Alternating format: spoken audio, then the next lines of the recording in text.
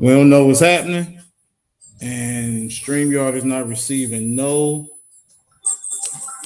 sound. So we're trying to figure this out. StreamYard is not receiving no. We'll be right back. Sound. So we're trying to figure this out.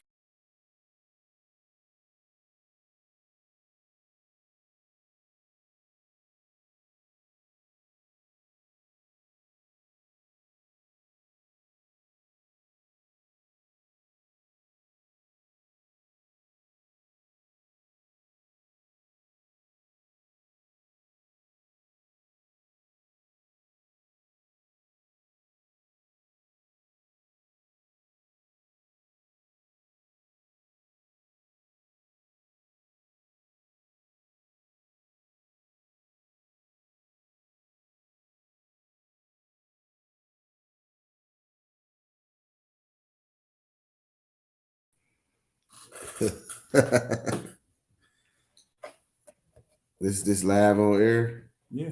All right. This is live on air. All right. What's up, y'all? So we having some technical difficulties over here at the studio, but I don't think it's the studio per se. The little program we use, we ain't picking up no audio, but we all know what that is. We know that's the enemy blocking, trying to block the way this message is coming today. So we doing this podcast today, episode 2. I used to be Quando Rondo, you know what I'm saying, based on I'm kind of hesitant to start it right now, but I'm already on here, so I might as well get it started. You know what I'm saying? Just give me a second. All right. Producer say, hold on, give me a second, because I'm ready to go all the way in. It's crazy. I don't understand. Yeah. This ain't never happened before. Yeah, this different. That's crazy, bro. Yeah, it's different. Yeah, thank y'all for tuning in. Once again, Crown of Glory 360. Follow us on all social media sites: Facebook, Instagram, Twitter, at Crown of Glory 360. At Crown of Glory 360. I don't know, because I can't hear myself in the headphones, so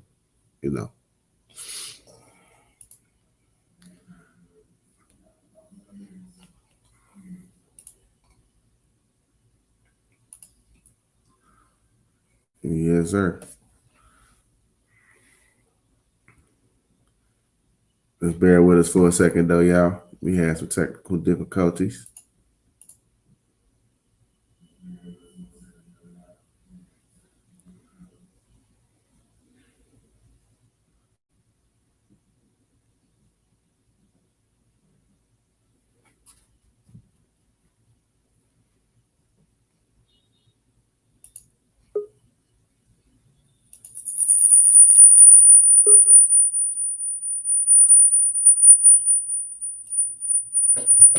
Yeah.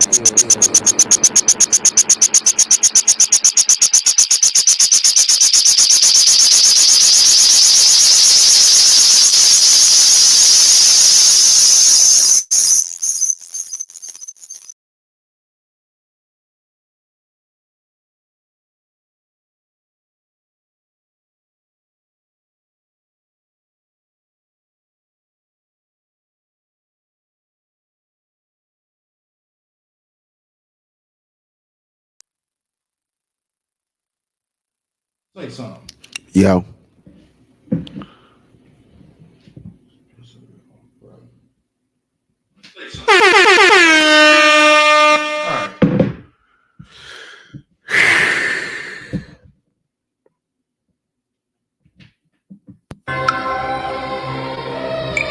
I don't know what that was. We don't know what that was. That's ridiculous. I love you too. Jay was in the cut. You can start the show now if you wish. All right. Well, I can start the show now. And whoever held on to watch, thank you for holding on. I love you too, my precious wife. I love you. I love you. You know what I'm saying?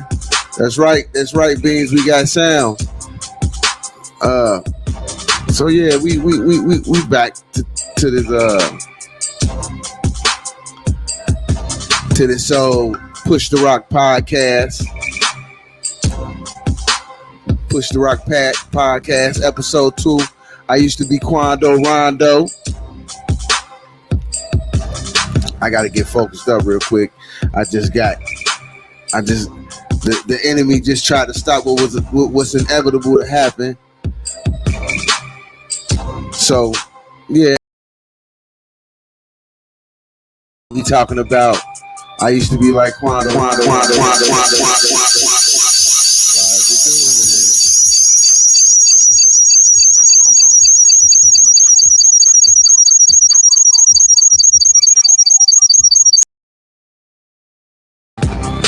Yeah, so this week's podcast is talking about I used to be Quando Rondo. And, you know, before, some people at my age range might not know who Quando Rondo is. I'm pretty sure a lot of young people in their 20s and teenage, even early 30s probably know. It's a rapper out of Savannah, Georgia. He's about 23 now, but I got hip to him when he was about 19. And yeah, he's been very controversial lately, since 2021. He's gang affiliated, has a connection with the he's a Savannah, but he's a proclaimed rolling 60s Crip.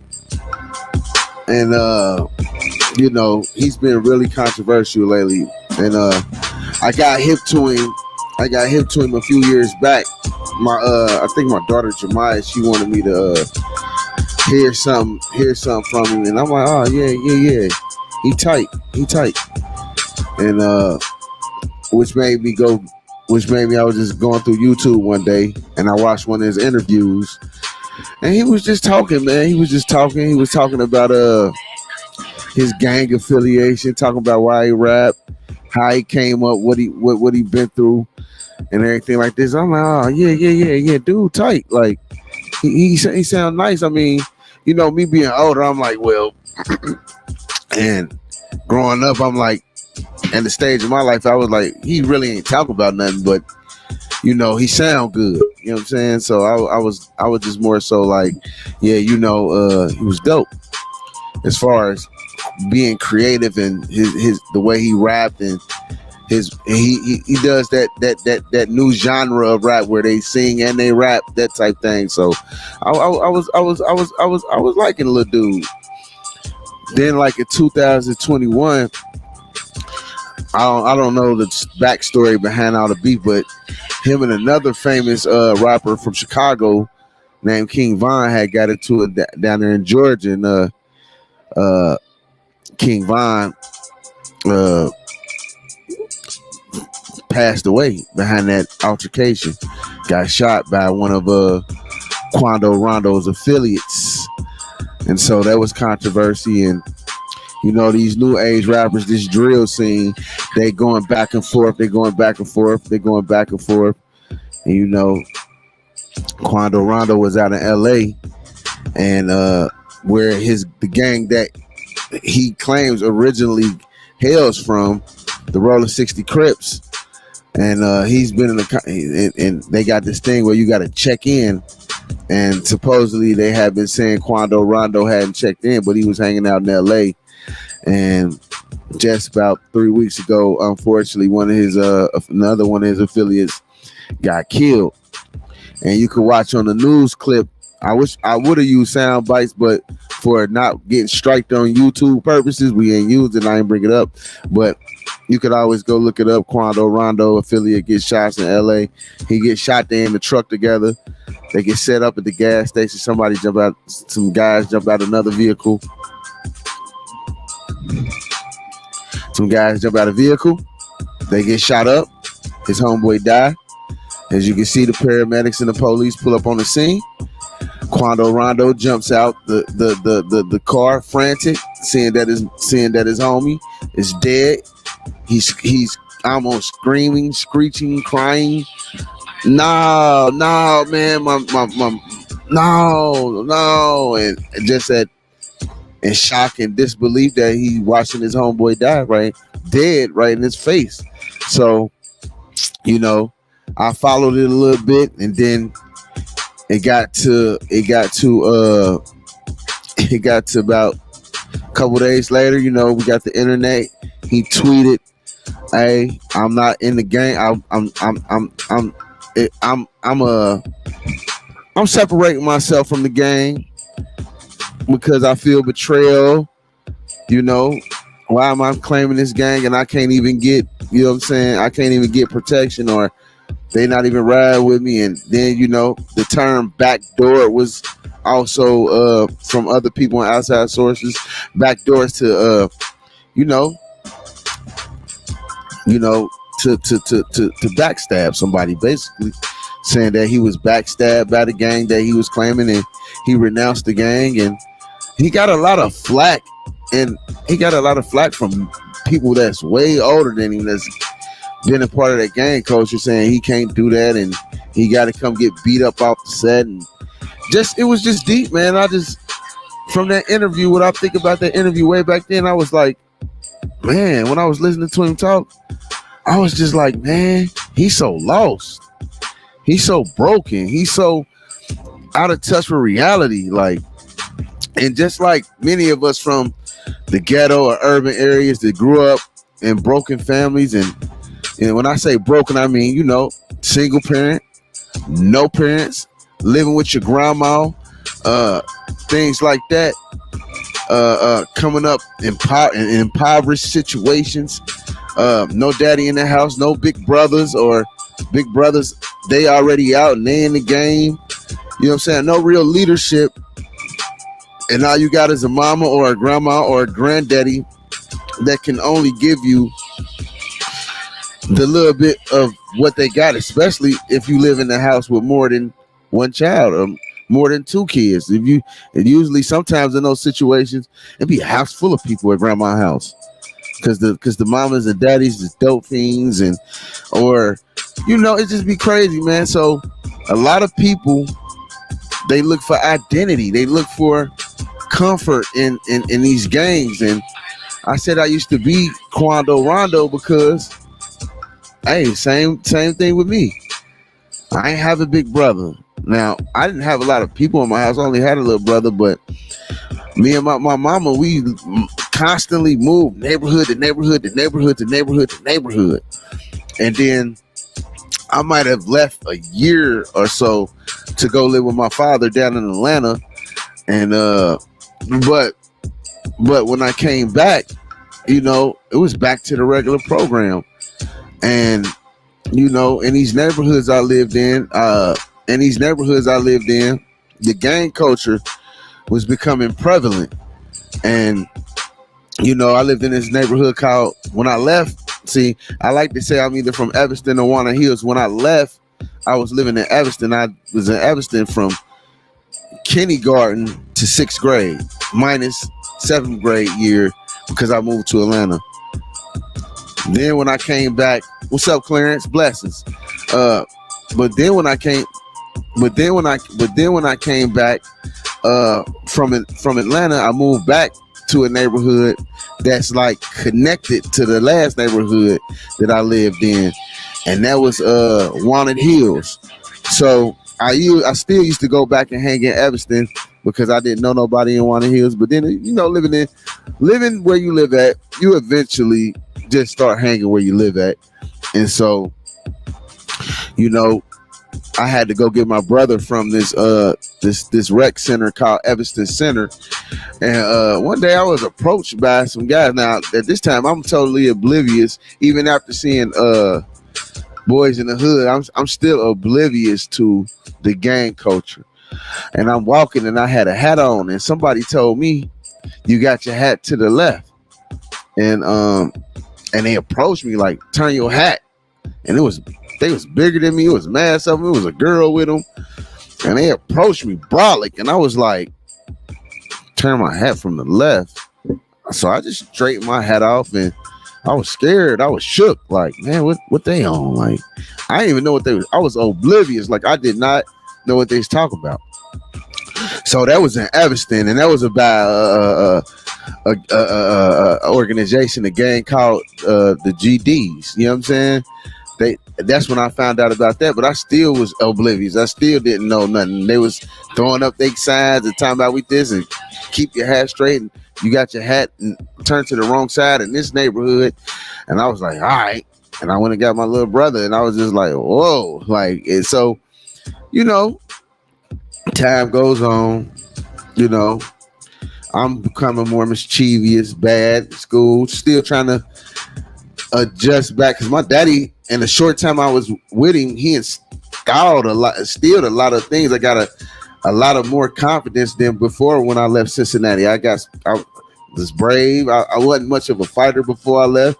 I had that because I had a big brother I got a big brother. He in Atlanta, so sports, everything. I just was different. I was a little bit better as far as being a little more masculine and not timid when I came back. But that encounter with that gang at that time, I didn't know what they was talking about, and still oblivious.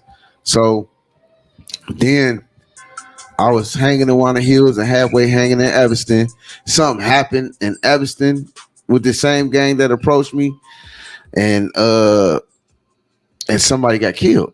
A young guy got killed, and next thing you know, the gang that approached me got outlawed by another gang. And they wore red, the Bloods. Their whole neighborhood. I don't know how, because now that I know I'm more knowledgeable of the gang stuff, but I don't know how that turned them to Bloods. But everybody from Evanston to Walnut Hills was Bloods. This was the first round of Bloods that I have ever seen, and I got jumped by some Bloods one day over a BB gun. They came over to my homeboy house. And they was little guys. I knew them though. Like, they wasn't Bloods at first. I mean, I really knew these little guys. We played hoop. They was from the projects, and I was sometimes I had a couple of friends in the projects that I used to hang with because I lived right in front of the projects, and so I started hanging. I was hanging sometimes in the projects, but I lived on the street right outside the projects. So that day they came up to my homeboy, and like I said, I got blessed. So, I mean, I got a little braver, and like I said, my daddy, living with my daddy and my big brother, like I wasn't no sucker no more. Like, I mean, I ain't saying I was a sucker when I was little, but I was a little timid. So you still a sucker. Yeah, sounds like somebody's hating. So, just think about back then. It was crazy because that first time when they approached me when I was getting my brother from the Evanston Center. They was GDs. They was folks, and I didn't know what that meant. And they told me turn my hat from the left to the right, or if you ain't down with this rocket straps, turn my hat straight. Or I turned it to the back, whatever I did. And I was like, all right, oh, cool. And so, because it was mad, so and they was way bigger than me. and they had a girl. I just got to keep emphasizing that they had a girl. That was gangster. If you got a girl in your crew, you official. you official if you got a girl in your crew. That's the thing back in the day. So anyway, like I said, like the next summer that flipped. Now somebody got killed by the same gang that approached me in Aviston, and now they all was wearing red, and there was Bloods, and they came in my homeboy yard one day talking about a BB gun, and these guys I knew them before they were so-called claiming this blood stuff, saying they was Bloods or Pyrus or whatever they is, and they came in and I wasn't going. I'm like, nah, they ain't got none of y'all. They don't even steal and get out the yard, and they start throwing up their gang signs then, and I'm like, man, whatever, and I ended up fighting one of them. I ended up fighting one of them for my homeboys, even though my homeboys rented the house on me, and their mama told them to get in the house. Even though it was their problem, I was defending them. They went in the house on me, and I stood out there and got down. And so after I got down, I left. I got down, I left, and I went home, and I was salty, and I was lumped up, and I called Rico. I think Rico was the first person I called, and I told him I got jumped. And I forget what he asked me, like, what was I gonna do? I don't remember, but it was a very short conversation. But I was boiling. I'm like, man, I can't keep letting this go down like this. I live too far away to come to your rescue. So I'm like, I can't get down like this, man. I can't keep letting this go. So anyway, long story short, I found out about another gang that was opposed to the Blood gang, and it was Crips. And I took on that identity, and I went back through the neighborhood and through the schools, and I started recruiting people. And I'm like, man, this is what I'm Cripping. And that's opposed to the neighborhoods that I grew up in. That's totally opposed. I'm talking about from one end to one end, they all Bloods. And I came through and I said, I'm a Crip. And I went to another neighborhood called Avondale, and I started recruiting them dudes.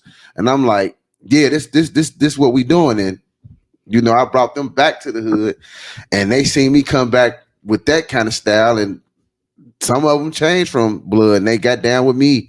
And I went bananas from there, from then on in. But I say I used to be Quando Rondo because I see a lot of, a lot of just lostness, and I was just lost, man. Like I didn't have anything to push me in the direction of writing. I ain't had no big homies or nobody to tell me like, nah, this ain't what you do. And I had to go from what I was learning and what I was seeing on TV and what I was watching. I was so mad and so scared and so hurt that this the second time these gang dudes done approached me, and I ain't know nothing about it. And then so once I started tapping into that, I was hanging in different neighborhoods. I was introduced to, my guy introduced me to the Rolling 30s.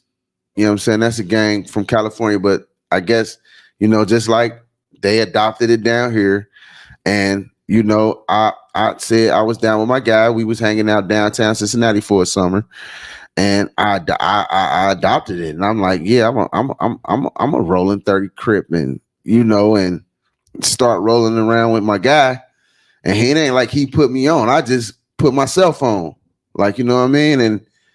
And kind of went from there, man. And you know, created my own lane. And so by the time the school year stopped and I came from downtown, I done already rounded up the guys and got a few people that I was cool with, because, you know, I was a likable guy. I was funny.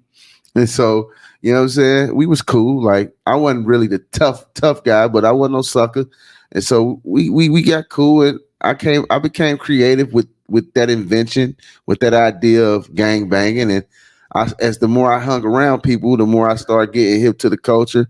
I started learning the rules and the regulations, and as much as I could learn about what it was to be the gang that I was claiming, the gang that I was a part of. And so we started gang banging.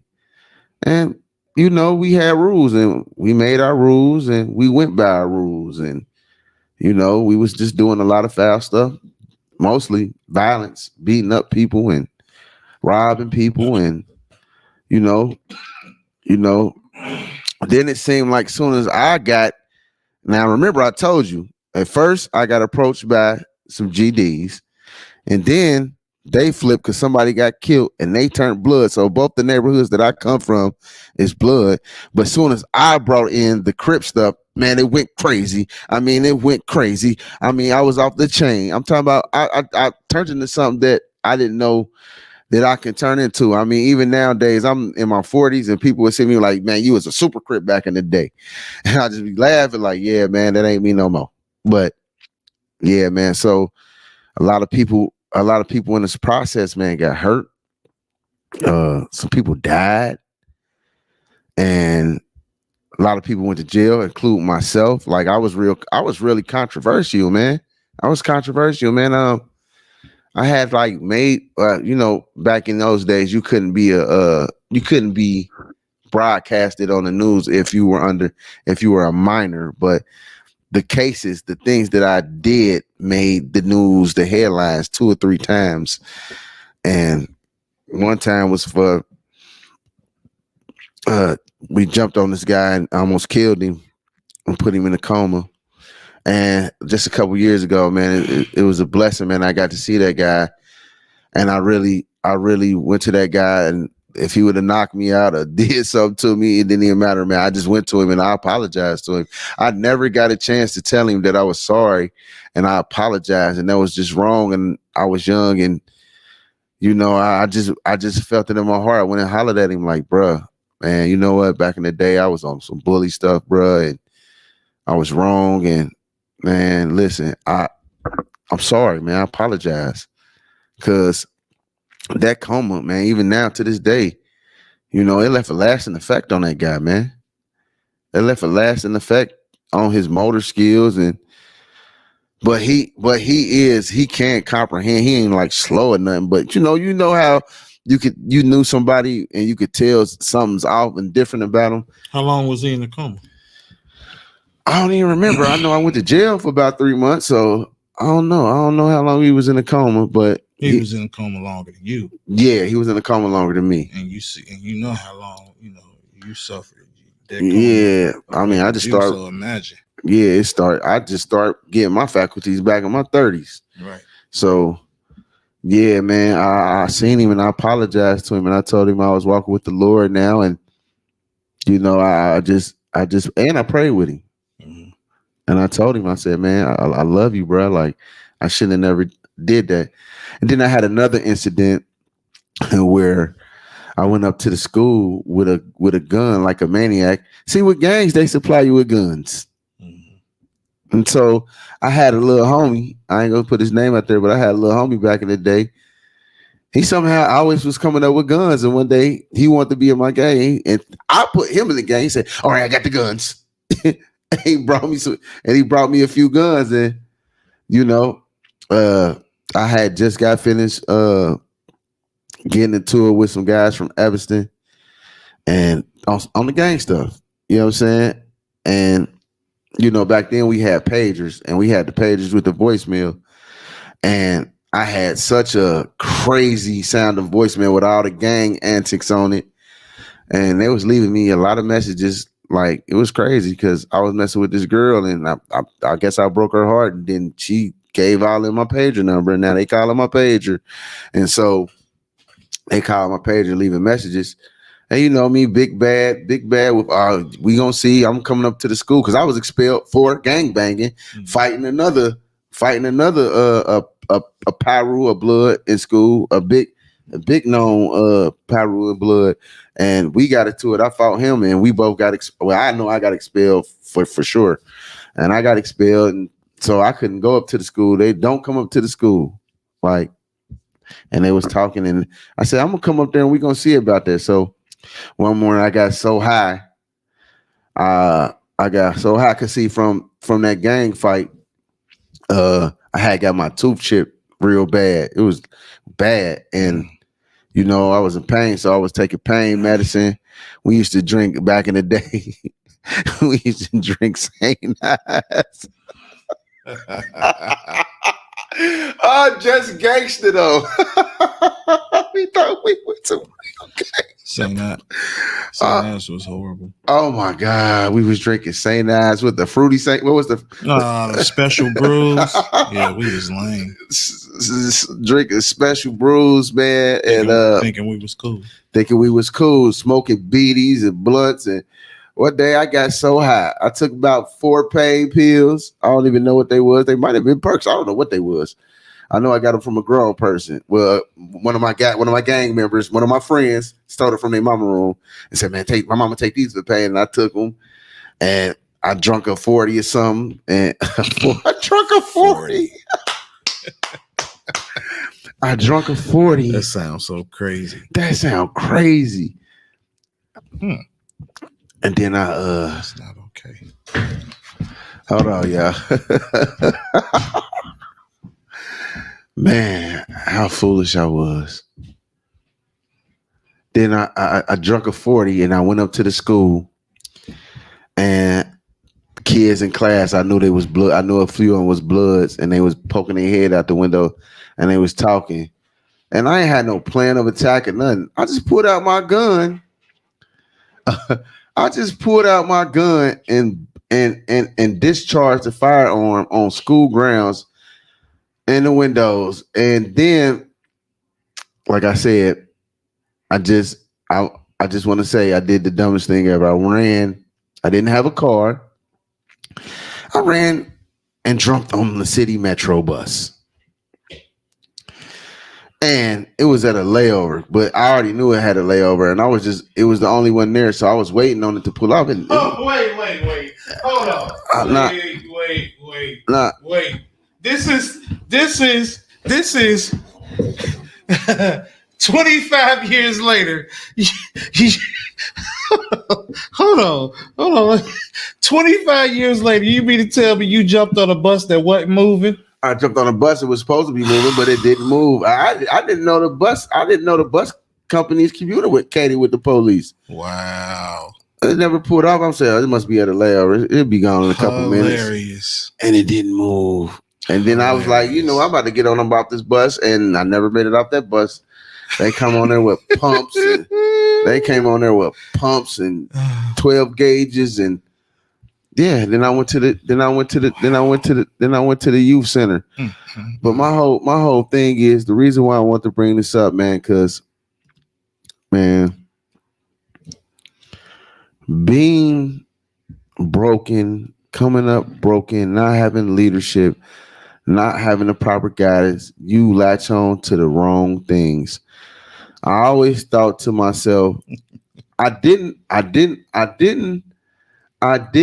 like the gang. I didn't like the gang stuff, but you can't beat them, join them. Right. But I had to be so different that I ain't riding with it. Because eventually I hung and then I was adopted into the projects. I was a project boy, but I was a Crip too. You know what I'm saying? So I was adopted. They had, they had love for me. Juana Hills had love for me. And I really stopped. The main people that I grew up with, I stopped really being up there in Evanston. I started being in Juana Hills more. But it's like the same neighborhood. It's like really almost the same neighborhood. But I started to rock with them. But I had went to jail. And I went to jail. And when I went to jail, they gave me a long sentence. Because of my ridiculous crime. Mm-hmm. The people's lives I put in danger, brandishing that weapon, firing that gun into the school atmosphere. And they gave me a juvenile life, I believe. And while I was in there, first off, I didn't turn into Quando. I didn't denounce my gang yet. I was in there. I just didn't go through there because I didn't want to be I didn't want to go to the gang unit. So I never really but they already had me on gang files. But when they asked me what gang I was in, I used to be like, I ain't in no gang. And so when I got to the reception center, I lied out top, I ain't in no gang. Right. But I hadn't denounced the gang yet. It wasn't until I was in there about 90 days, 4 months, and I realized that I ain't heard from nobody. Ain't nobody wrote me a letter. So my first thing, I got mad at the gang. I got mad at the gang that I started, that I led, and said, you know what? I don't need no gang. I'm a one-man army. I don't need no gang. And that was just, so I definitely just start little by little denouncing it. Like, man, I ain't, I felt betrayed. Like, they ain't here for me. Like, and then later on, down to that sentence. But can I ask you a question, though? Yeah, go ahead. Was you writing people in jail, sending letters? I think, yeah. Yeah. Okay. That's all I wanted. Yeah, a few people. But was you writing everybody since you was the leader? Man, I ain't writing nobody. I ain't know nobody address. Right. and you mad that they ain't writing you. I was 16, for God's sakes. Whose address did I know for real? But yeah, but see, look how ridiculous your thinking is as a teen, like as a wild and outrageous, incorrigible, misled, lost youth. Look at how crazy your mind be. Like, I created my own crew of friends. I just did everything, man. I was wilding, man. I didn't really understand the type of danger that I was putting me and my guys into, man. We was really out there. At one point, I told you some people got killed behind this thing. At one point, it was so serious, man. Like I was the gang bangers most wanted. Like everybody was looking for Scooby. Everybody I'm the artist formerly known as. Everybody was looking for super cripped out, loked out. You know what I'm saying? School. They wanted his head. I was the prize. And I even had jealousy from within the gang circles that I run with, because back then, like I said, we really ain't know about the culture down there in California. We just was following what we seen on movies, TVs, and what we heard. But we had never really been down there, really thinking out of emotions, right? Really know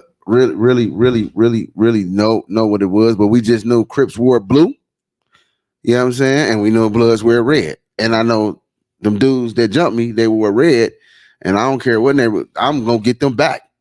And I'm gonna show them that I got somebody about me, because I ain't had no big brothers and no cousins that have come through. And only person I remember that to fight for my whole family is my Uncle Kiki, and he was in the joint. So like, I ain't had nobody that I could my brother lived in Atlanta, so I ain't had nobody I could reach. Just to be clear, he had me, but we lived like three neighborhoods apart, and we went to different schools at this time, because we had plenty of Royal Rumble. We had some Royal Rumbles. Well, I did have your back, so don't never be sitting up here on the internet Rico, talking about I ain't had nobody. Rico talking about, I called Rico. He said, "Oh, so what you gonna do?"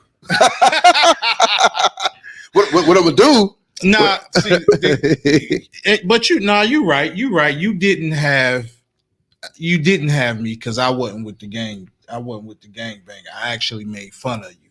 But so you wouldn't have.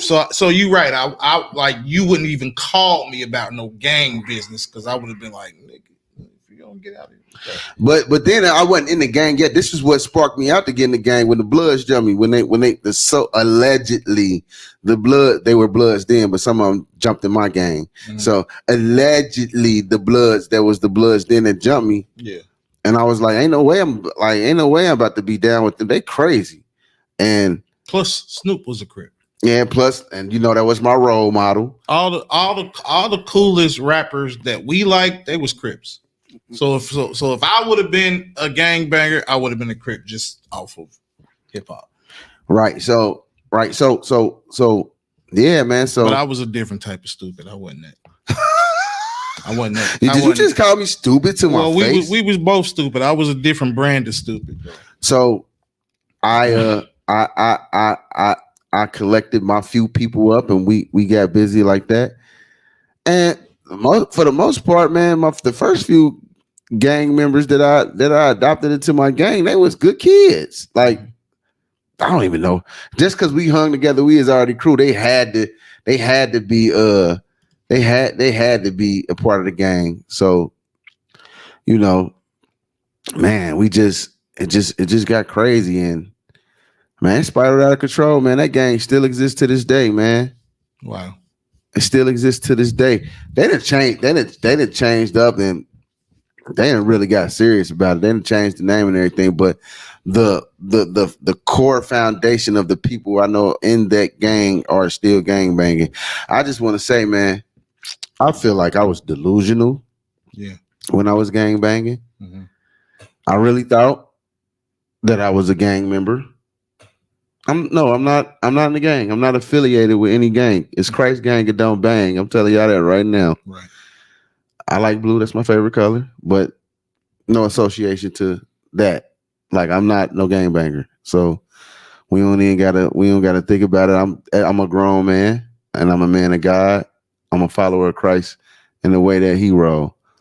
But So first but hold up, we want to pause and let y'all know if anybody do want to come up, the link is in the description um on my page, on the Crown of Glory page, and I'm about to put it on YouTube. I tried to put it on yours, but I couldn't get to it. well, it should, if you put it. Hold on, let me see.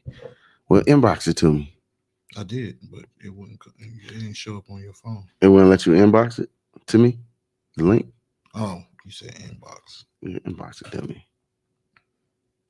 Talk to me nice.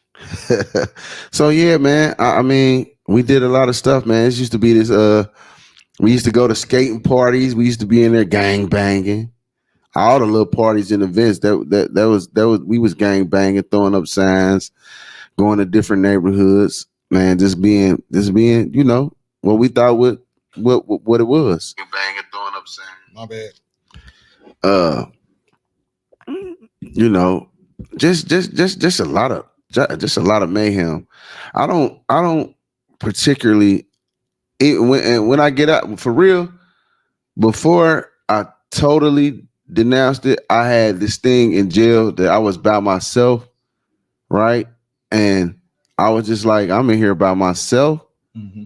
So I'm in here by myself. So ain't nobody helping me, bro. I don't need, and I felt like, man, I could hold it down on my own. I don't need a gang. And it just gave me, I had my identity for myself had started changing like that. Like, as far as, like, I don't need no gang.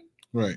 I don't need no gang. Like, I'm cool. Like, but just from that, but it still was residue from it, because some of those people that I gang banged against, like some of my love, like I'm telling you, in the neighborhood, we went to elementary school, we went to junior high and high school together. Like, that was my guys, and it felt silly, like us being around each other. And I was a Crip and they was Bloods. It just felt stupid. Like, but you know, and if I had to get down, I never really fought none of my friends. I always got down with one of they boys, because I'm like, nah, I ain't gonna. We like, this is how crazy it was back in them days. Like, that's how the culture was. Like, you know what I'm saying? And I had friends that flip flop gangs. You know what I'm saying? That was crazy too. I'm about to send this link out. I just did. All right, everybody. You got it on my page too?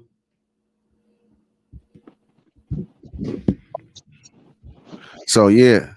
Oh, who is that? My man. What's good, my brother? What's up, baby? Are you no cool while they folding? You got something you can add to this conversation? I know you do, man. I mean, well, man, like, I mean, I experienced it myself, and as far as what you're saying with the being misled and the delusional and all that stuff, man. Just really stem from a sense of needing to belong or want to belong or protection. You know what I mean, and things like that, and just to really acknowledge, because I know you. You know what I'm saying, from different stages of life. Like, so appreciating the fact that you can, you know, even be up here telling the story on the other end of it. Like, you know what I mean? Like, and how many of us didn't make it? You know what I mean? To even be able to acknowledge or maybe possibly create a platform or impart some wisdom on, younger guys who might feel that same sense of need for belonging or protection or, realizing like something like that ain't necessarily the best route. Right. You know what I mean? Like, if anything, to grow from your experiences to like through sharing the wisdom. Yeah. So can I ask? So as you say that, can I ask you a few questions? Yeah, yeah, go ahead. What initially influenced you to join? Um, Pretty much some of the same, but I think mine was it's still, because how I was never really want to concede to. I never liked conceding to fear like that or even needing someone in that sense. But for me, it was more of a need or a desire for camaraderie. Like, you know what I'm saying? Because like you, I ain't had no big no, you know what I'm saying? I'm a cool guy. Um, but also that sense of security, like not having to roam alone. Like, you get what I'm saying? Like, or like what, because really what you suffer from was like what I suffer from, our charismatic personalities. So people are kind of drawn to us by how we carry ourselves and behave. So that can kind of become a a sense of responsibility because of the leadership that you know what I mean. You had the ability to persuade people. You know what I mean? Like, that's a power. You know what I mean? That when misused early can mislead a lot of people. But it really stems from camaraderie and the same thing I think it stems from everybody if it isn't a familial type thing. Um, so yeah, pretty much that. Yeah, that's dope, man. Yep. And I agree, man. The same thing, bro. Like just being who I was. Like I said, I was funny. You know what I'm saying? I made them laugh. Yeah, I was cool and I was with whatever. So it was like, you know, but when I found myself in those places of feeling alone and or bullied yeah, or outnumbered, it's like, but I had a mind, whereas, well, I had a friend that introduced me to his gang, but I'm like, nah, if I bro with joke, I was so rebellious. That's crazy. I was like, if I join their gang, then I'm gonna have to follow their rules. And I seen one of their guys get violated. And when you get violated, you get punched on and all that. And I'm like, yeah, yeah. You went with that. I don't think I'm gonna be letting these guys punch on me because ain't no telling what I'm gonna do to violate them. So let me, you know what I'm saying, stay away from that. So yeah, man, I definitely can relate to that. I got a few more questions I want to ask you if you don't mind. I'm with it, bro. So how you feel about the gang culture now? Like, Oh well, man, I think well, it's crazy because like gang culture now has been even more like I I want to give the correct term, but it's kind of been weaponized against us. You feel me? Like, right. because gangs in the beginning all stem from that same need to defend ourselves, but from who? From ourselves. Wow. You feel me? Like, you know what I'm saying? Like, so now when you got, I mean, excuse my French, but you got all the loose morality with sexuality and all these same things needing to belong, but not necessarily because of protection, but because of a fad or a trend or a streaming emotion, maybe. You get what I mean? Or a streaming influence for the time being. Because they're not, these things that people are doing aren't really logic based. They stem from a feeling or emotion, which at our age, we realize that emotions and feelings are fleeting. They come and they go. You're hungry until you eat. You feel me? Like, so, Right. um, you know, um, gang culture now though is, it's all over TV. It's just cool to be in the gang. It's, because It's not even that they have to really protect themselves anymore. We got rappers now that both got money and they still fighting. And y'all out the ghetto, y'all good, but y'all still fighting. You get what I'm saying? We ain't getting into gangs because we wanted to fight somebody. We got in the gang because somebody that jumped on us and we just didn't want to Yeah, have to. we got the You guy get can't what I mean? fight nobody. I said, I look. Let me just cut in for a half a second. Man, I was thinking, I was hearing an influencer talk, and I agreed totally what he said, man. He said, man, most of you gang dudes is cowards.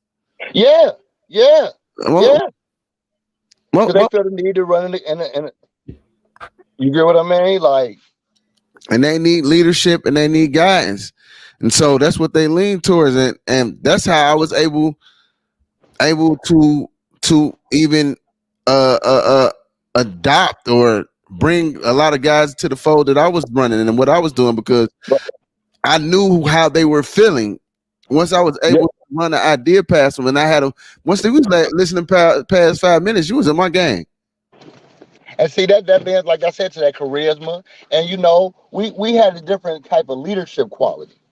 You get what I'm saying? Like, just, our intellects. Just we had a different kind of leadership type of quality. So that was the reason why you wouldn't want to join anybody else's thing, or you know what I'm saying? You want to concede to something like that in that sense. But we all had to have something to follow in a sense, because we had no Right. structure. You know what I mean? We had no structure. You know what I mean? Or shaky foundation in that sense. Like, so it just, that's what it begets. And it's the same thing going on today. It's just now it's cool. It's a fad. It's trending. Let me Just all over the place. now this is a question inside the same question. What do you think about somebody that we grew up with? Somebody that we grew up with, 40 plus, 35 plus. I'm sorry. Say that one more time, man. What are your thoughts on somebody 40 plus, 35 years plus, still adopting to that identity of that gang culture? What do you what runs through your mind when you see people we used to run back with and they still like I could come through certain neighborhoods and they like Yeah, yeah, yeah. look I know what you're saying.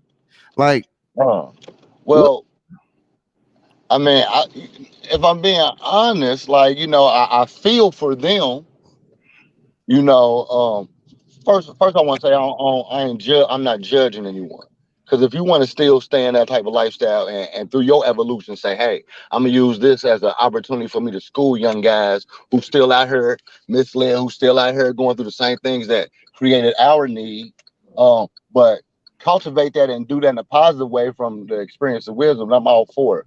But if you out here wilding and acting and leading a bunch of fools into shenanigans and malarkey, or on the same mind state that we were on back then, I gotta feel sorry for you because what 30 or 40-year-old man is running around out here um, misleading or being misled as a 15 or 16-year-old boy?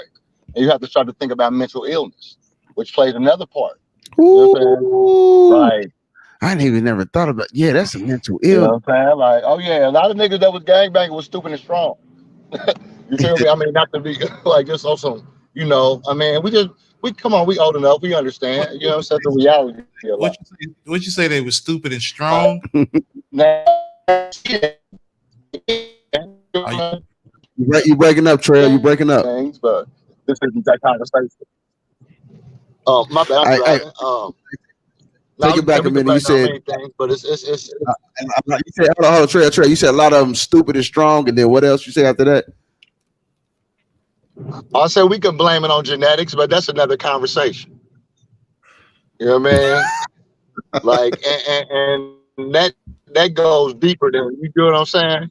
I mean, you get what I mean. Like, and I ain't saying really stupid in that sense, but when life gives you a label, sometimes you prescribe to it instead of identifying or finding out who you are. You know what I mean? Because it's just what what. Like, I've seen people who weren't really handicapped treated like they were handicapped and behave in a handicapped fashion. Hey Um, man. yeah. so it's crazy. So yeah, I be thinking But that crazy.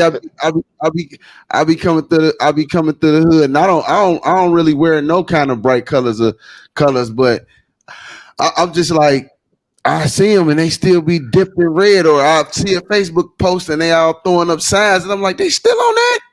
Man, we was doing that back in '94. Like, oh, we was doing that in '95, '96. Like they still going that, like, and you know what? How does this? How does this? How does this translate to their kids? Because we all got, I'm pretty sure all of them got kids. Like, how does this translate? So that was just something I was interested in. I think I got one more question for you, and it's a question, and it's a question But that before we got that, like that's part of the problem, like because that translation, you feel me? Like they seeing that, and when you don't have an example of anything else, it's kind of hard to break free. You know what I mean? Especially with all these other different, avenues to take that people generally follow based off of feeling and not logic. yeah, definitely, man, definitely, man. I got one more for you. That's all. Okay, what would you say to somebody trying to join the gang today? Oh, I would say first of all, don't do it. You know what I'm saying? Like, think about it. You know what I mean? The repercussions and possible consequences, because they will be following in the footsteps of many a fool, including me and you, who learned later in life. So one of my things is teach them early what you learn late. So I'm just kind of and we'll try to tell them about, like, like you said in the joint, you was betrayed. Where was these niggas at? But you didn't have the fortitude or the understanding to even be that because you were a child yourself. So it's a whole bunch of illusion and misguidance and emotional circles that if you had more men in your life to tell you to think about it instead of feel about it, you might make better decisions. Mm. Because decisions come from thought. Like, I mean, well, decisions don't necessarily, good good decision making is thought out. I'll put it like that. You get what I mean? Like, but it's a lot of that. So I would follow themselves. Like, you your own gang, like you said. But not say that out of a sense of a resentment or a feeling towards anybody, but out of pure sheer fact. You are your own gang. You are your own nation, essentially. You know what I'm saying? Inside yourself. What you do with that is what you do with that. You know what I mean? Because you can band together some brothers for good and say, hey, we a clique. We ain't a gang. We just make sure that we got each other's back. It ain't got to be no foundation of against this or against that, but for something. You Um, know what I mean? Like, that, I tell you, like, God, like, I want everything for you and nothing from you. right, No, it ain't no intention of taking nothing. I'm happy to see you grow. I feel honored to be a part of the process, and that's enough. Like, you get what I'm saying? But when you seen enough, man, you learn the price versus value, and the price they pay for joining that life.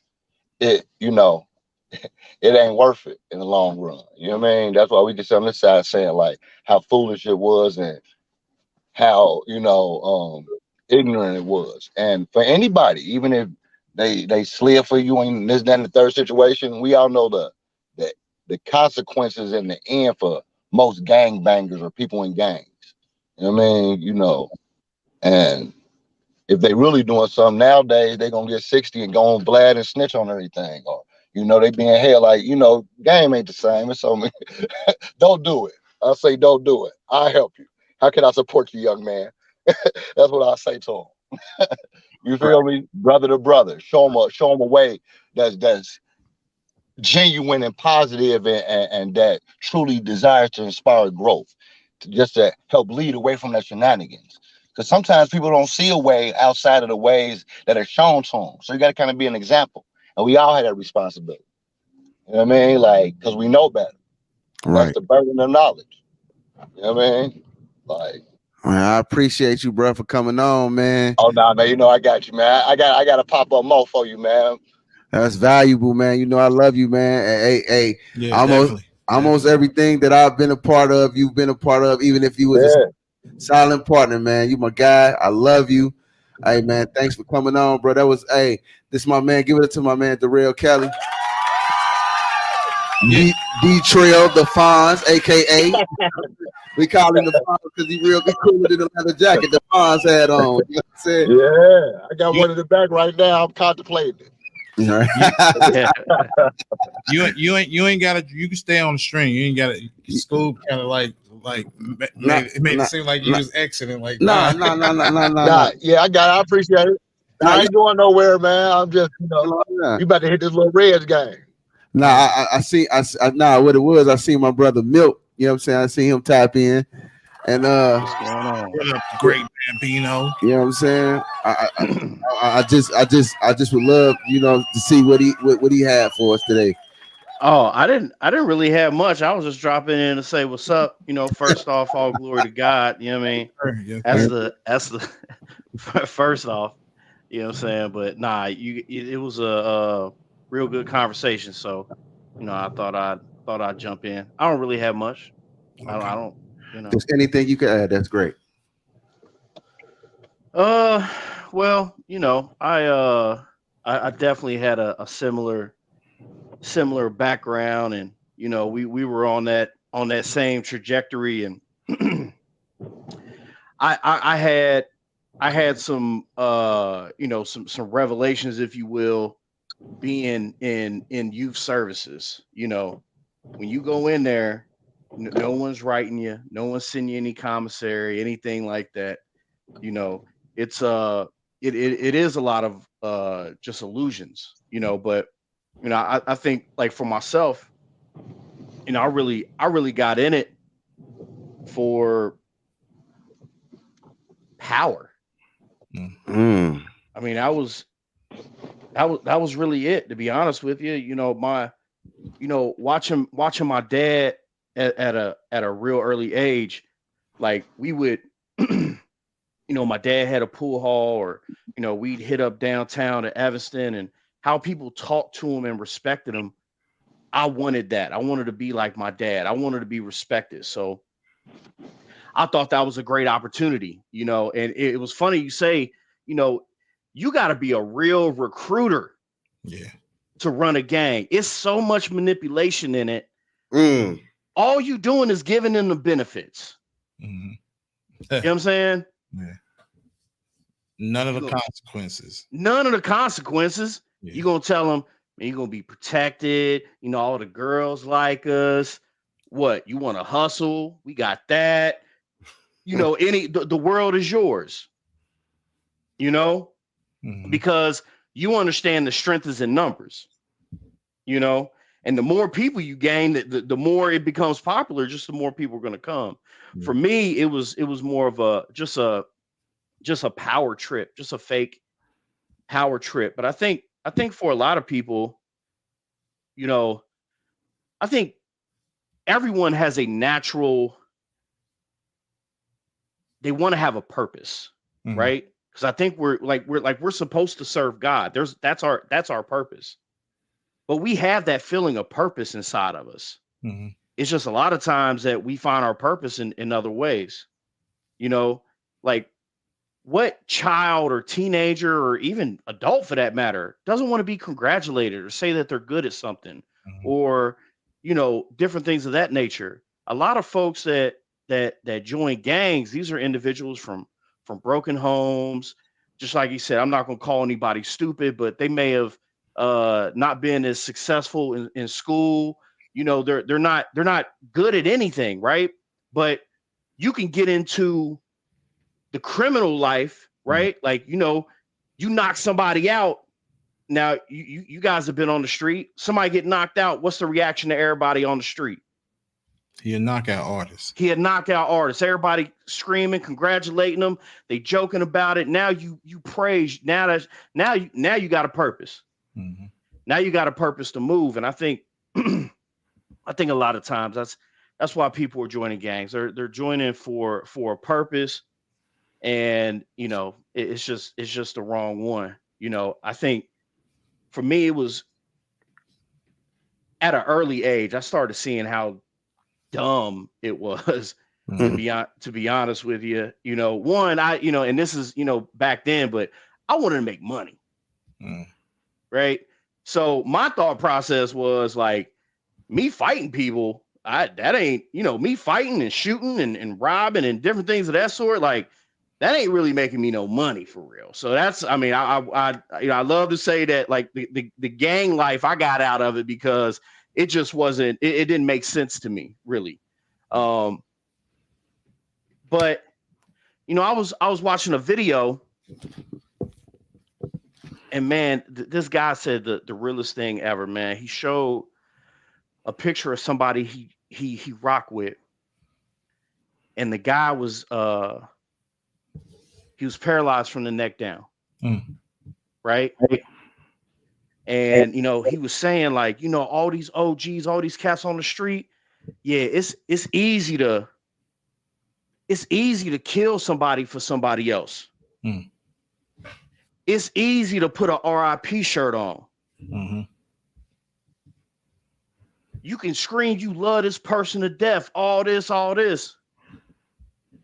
But when that man that can't wipe his own self when he used the bathroom, when y'all gonna do that? Yeah. When are y'all gonna pick him up out of his wheelchair at night and put him in bed? Because people don't talk about that. Yeah. And that's that's not an exception to the rule. That's a common thing, right? There's a lot of people that get shot and they don't die. It's easy to mourn someone and praise someone when they gone. That's easy work. All you put up a post, put up a picture, RIP my homie, we ride. How much you really ride for real? What if he survived that gunshot and he couldn't walk? You gonna go to the grocery store for him every week? Nope. You know what? You make a good point, Ben, because if you think about it, most victims of like gang shootings and all of that, they don't die. Like think about it. It could be 25 shootings in Chicago, and you say, man, 25 people got shot. You think 25 people got shot and 25 people died. No, only about 6 or 7 of them died. The rest of them didn't die. Right.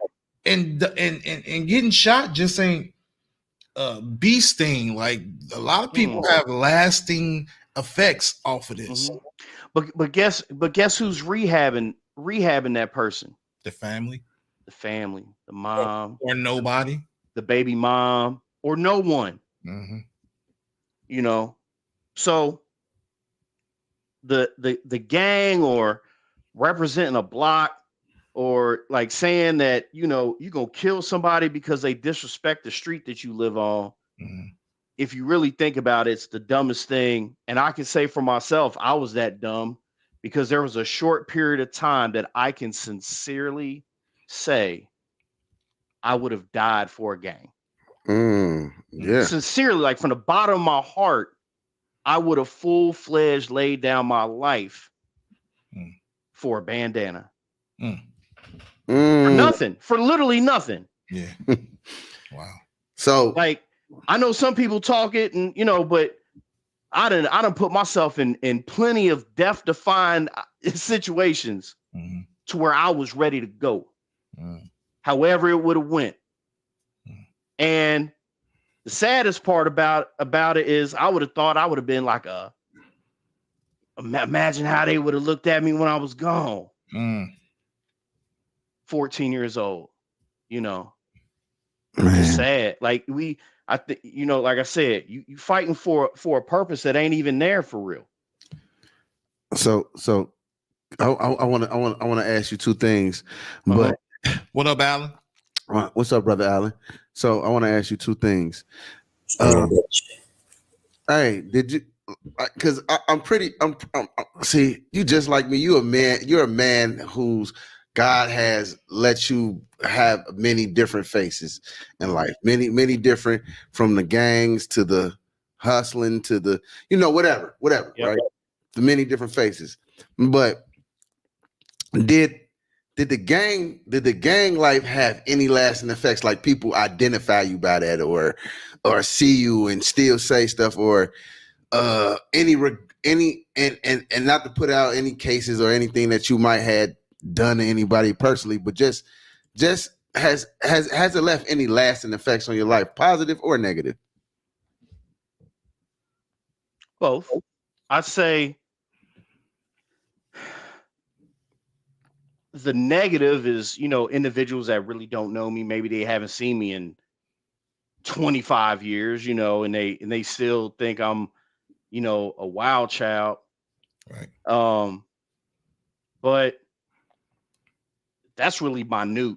That's really rare any time now because it's just been so long. Yeah. I could say like in my 30s, it was really relevant, right?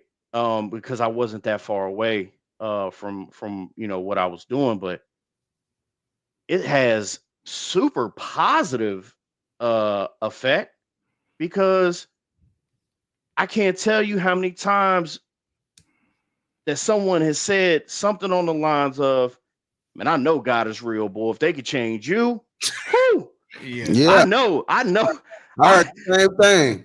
God, I know God real, boy. Yeah. You ain't even the same person. At You don't all. even look the same, you know." So I And think it had. I and think. and Oh, it's sorry. crazy. And it's crazy because you got the same access that you had before, but now you can talk them in another direction because you had those conversations too. Right. And in that realm, I was at the top of the mountain. Mm-hmm. So I not only can not only can I tell them, hey, I've been there times 10 more likely to almost anybody I encounter. Mm-hmm. So they know if I'm saying it, I've seen it from an eagle's eye view because I've been there. I've been up there. So, I think and I get I still get a lot of respect, you know. So if I'm talking, a lot of times people gonna they're gonna take the time to listen to me. So Mm-hmm. I think God gets the glory and is victorious and turns all things to the glory of God. So Yeah, definitely. Hey man, man, you, I love this guy. You know what? On so many facets of life that we've been through, just like I talked about my man guy. Like even if y'all didn't know, my guy was around. right. For real, like he was around. That's my guy, Mm-hmm. and we'd have been through the monkey. It's the same. It's almost we have such. We got a lot of differences, but we got a lot of things in similitude together. Mhm. And I walk with you after, like when we initially met, it was after I went through that, but you at the same time, it was after you went through that. Mhm. And it's like with each part of maturation or different levels, we were walking into sort of the same type of aspects of life, man. So I didn't know you. I didn't know you from the gang culture, but I heard about you. Mhm. Like, you know what I'm saying? I didn't know you, but you had a name that was bigger than life. And me also having one, like I heard Right. I heard about him, but I don't know him. Right. And when I met you and I'm like, I could have never got into it with dude. Right. Like But that's crazy. that was another thing. I'm I remember you. I'm a nice dude. Like regardless of I don't want to hurt anybody for no reason. Like that's dumb. Like people going around just hurting people for no apparent reason. All right, Come on man. now. And that's my little gang. We was doing a lot. It was That really wasn't my stilo. It was crazy. Like 14. They said that there was so many reports of me involved or linked I got some people to want to come in. linked to things that I was the youngest individual to be labeled a gang lord in the area. I mean, we was definitely active, but if you really sit back and think about it, like why were we doing it? Like for what? And that's what I'm saying. At some point, I lost the purpose of I'm doing this, so I will become the predator, not the prey. Uh, Mhm. at some point, I forgot that I'm doing this so I could be accepted and have an identity. It just went haywire. Like, Yeah. I mean, I remember watching, there's been times where like somebody was getting jumped all the time by some cats. I come swarm in. Hey, man, you ain't gotta go through that, man. You wanna like, Mm-hmm. right, come join us over here. Matter of right, fact, we'll teach you how to stand up for yourself, give right. you some confidence, Oh, you was a super recruiter. turn them. But you turn them, but all you doing is you turning kids into killers. Yeah, yeah, man. You turning kids into killers, man. And Well, I it just was I see people now that when you're at that age, most individuals they're just being bad. You know what I'm saying? Like I know some monsters, but for the most part, man, most kids are just kids and they're troubled or whatever. Mm-hmm. But I know folks that are in their 40s right now that if I would have been mature enough, like they were straddling that fence and I helped them come over to that other side that was dark Right. and they gone. They never recover from it. Yeah. Wow. man, that's heavy, man. Yeah. That's heavy. And this man, I pray for Quando Rondo, man. Definitely. Like he just, cause I used to be like, I got a question for you. yeah, go ahead. My bad. Go ahead. Finish your thought. I've been not trying to say this, but it's just a whole lot of purpose. Mm-hmm. I know you not really like that. Mm-hmm. Cause I wasn't really like that. I made myself like that. Like Rico been on me since 5th grade.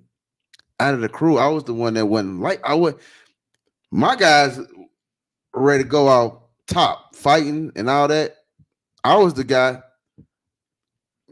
I ain't really had to fight. I had friends that could fight around me. Not that I was just like trying to lead them in a fight for me. I really had no problems because I hung around, and not that I hung with them on purpose because they could fight, but I just happened to have friends that could fight. I wasn't the fighter. I wasn't the guy. Like I didn't have anybody to push me in that direction. You have to really you have to really do something to me to make me fight. Like take my food. Like, Yeah. like that's what most of my things when people was playing snatchies back in the day, that would be my fights. Uh take doing spitting and doing all that. Like, but I really wasn't like you could talk crap to me and I probably just and they be like, oh, he punked you out, and I probably wouldn't even do nothing. Whereas my two best friends, they wouldn't, Greg and Rico, they was like, no, we gotta fight. It's over. Like it was over like that. So I'm just saying that when I listen to the young boy talk on the interviews, I'm like, he don't even know what he doing. He don't know what he doing. And I just heard all the delusion in the conversation, all the perpetry. I just wanted to say that so bad. All the perpetry, all the lying, like it's really is really sad. You know what I'm saying? Won't you come on in, Lamont? But yeah, man, it's really sad. It's sad to see, man, the young brother going through that. And now that you're trying to say that you're not gang, because this social media is so crazy, it's making you be what you don't gotta be that. You got millions of dollars, bro. You didn't even have to make an announcement that you're not in the gang no more. You could have just stopped doing it. Mm-hmm. And just show people you was different, man. Like, man, I had these questions that I asked you, Beans, and asked my mans. And well, let me ask you the question I have for you. go ahead. So, what did you send in the link? While I'm asking you this. Oh, he just asked. Yeah. So, how did you handle, or how did you process your son? Yeah, man. I didn't like it. I still don't like it.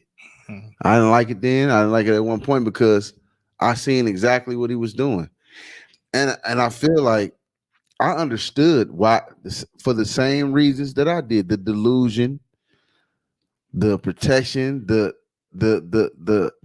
wrong idea of perception of people. It's like somebody who gets a gun and always shows his guns off because he thinks he's gonna scare somebody with this picture or with this gun in his hand. Like somebody gonna be scared of you because you got a gun.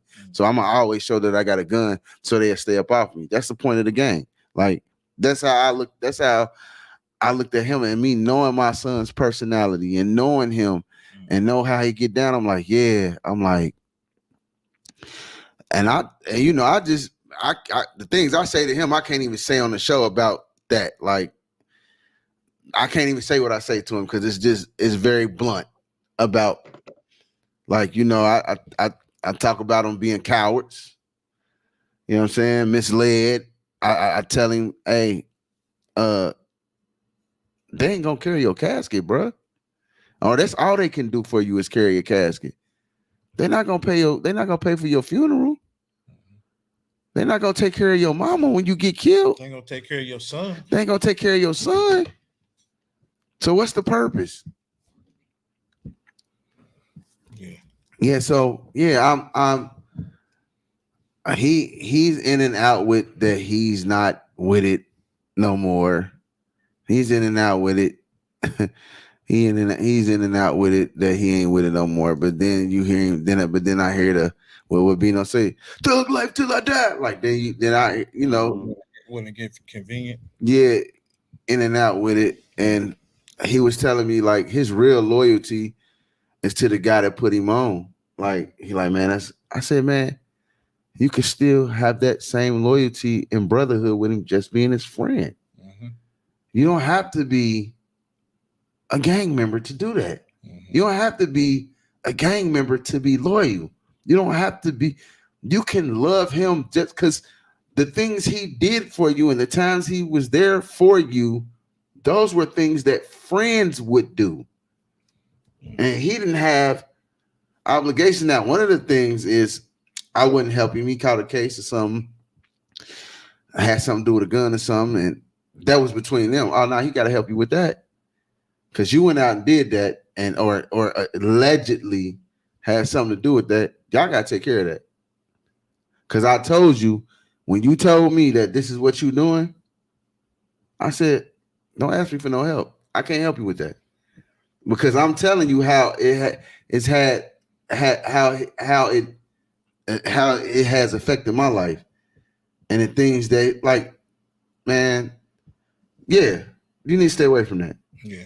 And so how I feel and how it resonates, I just keep telling you, you grown.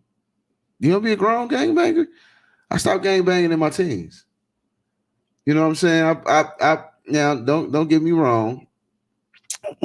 It's still been a growth process, but because I have a large identity in that, I created such a character that it's larger than life. It's still people to this day, and I'm in my 40s, still acknowledge me by that guy, or they know me from that, or you know what I'm saying? But a lot more people now say, oh, Scooby be on that guy, Jamar be on, yeah, that's my guy. They know that, but it's still a large amount of people that know me from all the other reckless things that I've done in my life as well. Mm-hmm. And not that I have to live those things down, because we know who bear the burdens for those things that I've done in the past. We know Jesus. So, but yeah, I had these questions that I have for everybody. Hold on, let's see what Alan got. What up, Alan? Okay. I just be taking over people's shows. You know what I'm saying? Right. Cool. I'm the real host. It's like, nah. This is the second time you did it. Rico trying to take over the show. You know what, though? Can y'all hear me? Yeah, we can hear you. Yep. Okay. You can talk? Yeah. Oh, yeah, man. I just, what got me on here, Jamal, your testimony. I don't have the testimony that you guys have, but, I've been around a lot of my friends who, quote unquote, attempted to start, gangs in our neighborhood. But Um, never was the type that wanted to get involved in that lifestyle and stuff like that. But I've seen a lot of my friends made the attempts to, like I said, to get involved in that. And when y'all was talking, man, about the gang life, I think he's not on here. The guy that was on here earlier, Mm-hmm. and he was saying that how the system has used gang culture right now to basically destroy the community. Yeah. But if you really look at it, man, that spirit has been around since the beginning. Yeah. Beginning of time. I mean, the youth has always had that temptation to get involved in mischievous activity. Because I believe it's Proverbs. Proverbs. Excuse me, that's my daughter. Proverbs 1 talk about the street life, Mm-hmm. how wisdom cry out in the street, and it would just said, don't let sinners entice you to let me look at it. Said, do not let sinners entice you to okay, hold on, let me say that. How you said that thing? I think it's Proverbs 7:1. I mean 1:7. He said, fear the Lord is the beginning of knowledge, but the fools despise wisdom and instruction. My son, hear the instruction of the father. Forsake not the law of thy mother, for thou shalt be an ornament of grace unto your head, and chains about your neck. My son, if sinners entice thee, consent not. If they say, come, let us lay wait for blood. Let us lurk privately for the innocent without a cause. Let us swallow them up alive as the grave, and hold, and those that go down into the pit. We shall find precious substance. We shall find our house with spoil. Cast in thy lot among us, and let us all have one purse. My son, walk not in the way with them. Refrain their foot from their path, for their feet run to evil and make haste to shed blood. Surely in vain the net is spread in the sight of any bird, and they lay wait for their own blood. They lurk privately for their own lives. Mm-hmm. So are the ways of everyone that is greedy for gain, which taketh away the life of the owners. So with it, wisdom crieth out without she uttered her voice in the streets. And she cried out to the chief places of the concourse of the opening of the gates in the city. And she uttered her words, saying, how long, you simple ones, will you love simplicity, and scorners delight in the scorning of fools? And the hate, turn you out at my reproof, and behold, I will pour out my spirit on you, and I will know the words unto you. So when I'm looking at when I was reading that, I was listening to the conversation because I have family members. One of my uncles. One of my uncles was heavy into drugs. A couple of family members heavy into drugs, and I had an uncle that got into the mob, man, and I mean, to this day, you don't. My mom them don't even know if he's alive. The last time my mom said she spoke with him, um, he was running. He was on the run. Mm-hmm. Because just to say he wanted to be out of it, got out of it, or what? No, he was a pimp. He got in. I mean, he was heavy into it, man. I mean, to a point where he couldn't even he couldn't even come back around the family, because of course those guys don't play fair. They want you, they'll get your family. Mm-hmm. My grandfather, I think my auntie, his auntie had, like, my grandfather went up to New York, and basically she had a purse for my grandfather, meaning a bag for my grandfather. My mom said money that he left my auntie would have took care at least by 4 or 5 generations.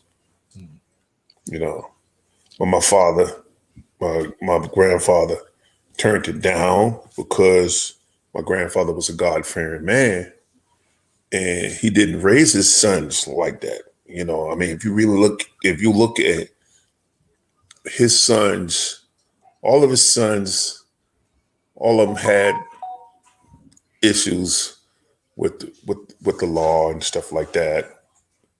I think three of them, two of them been in prison. Two of them been in prison.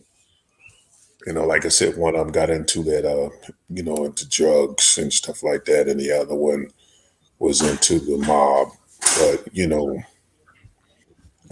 fast forward, because later on, I mean, have you ever,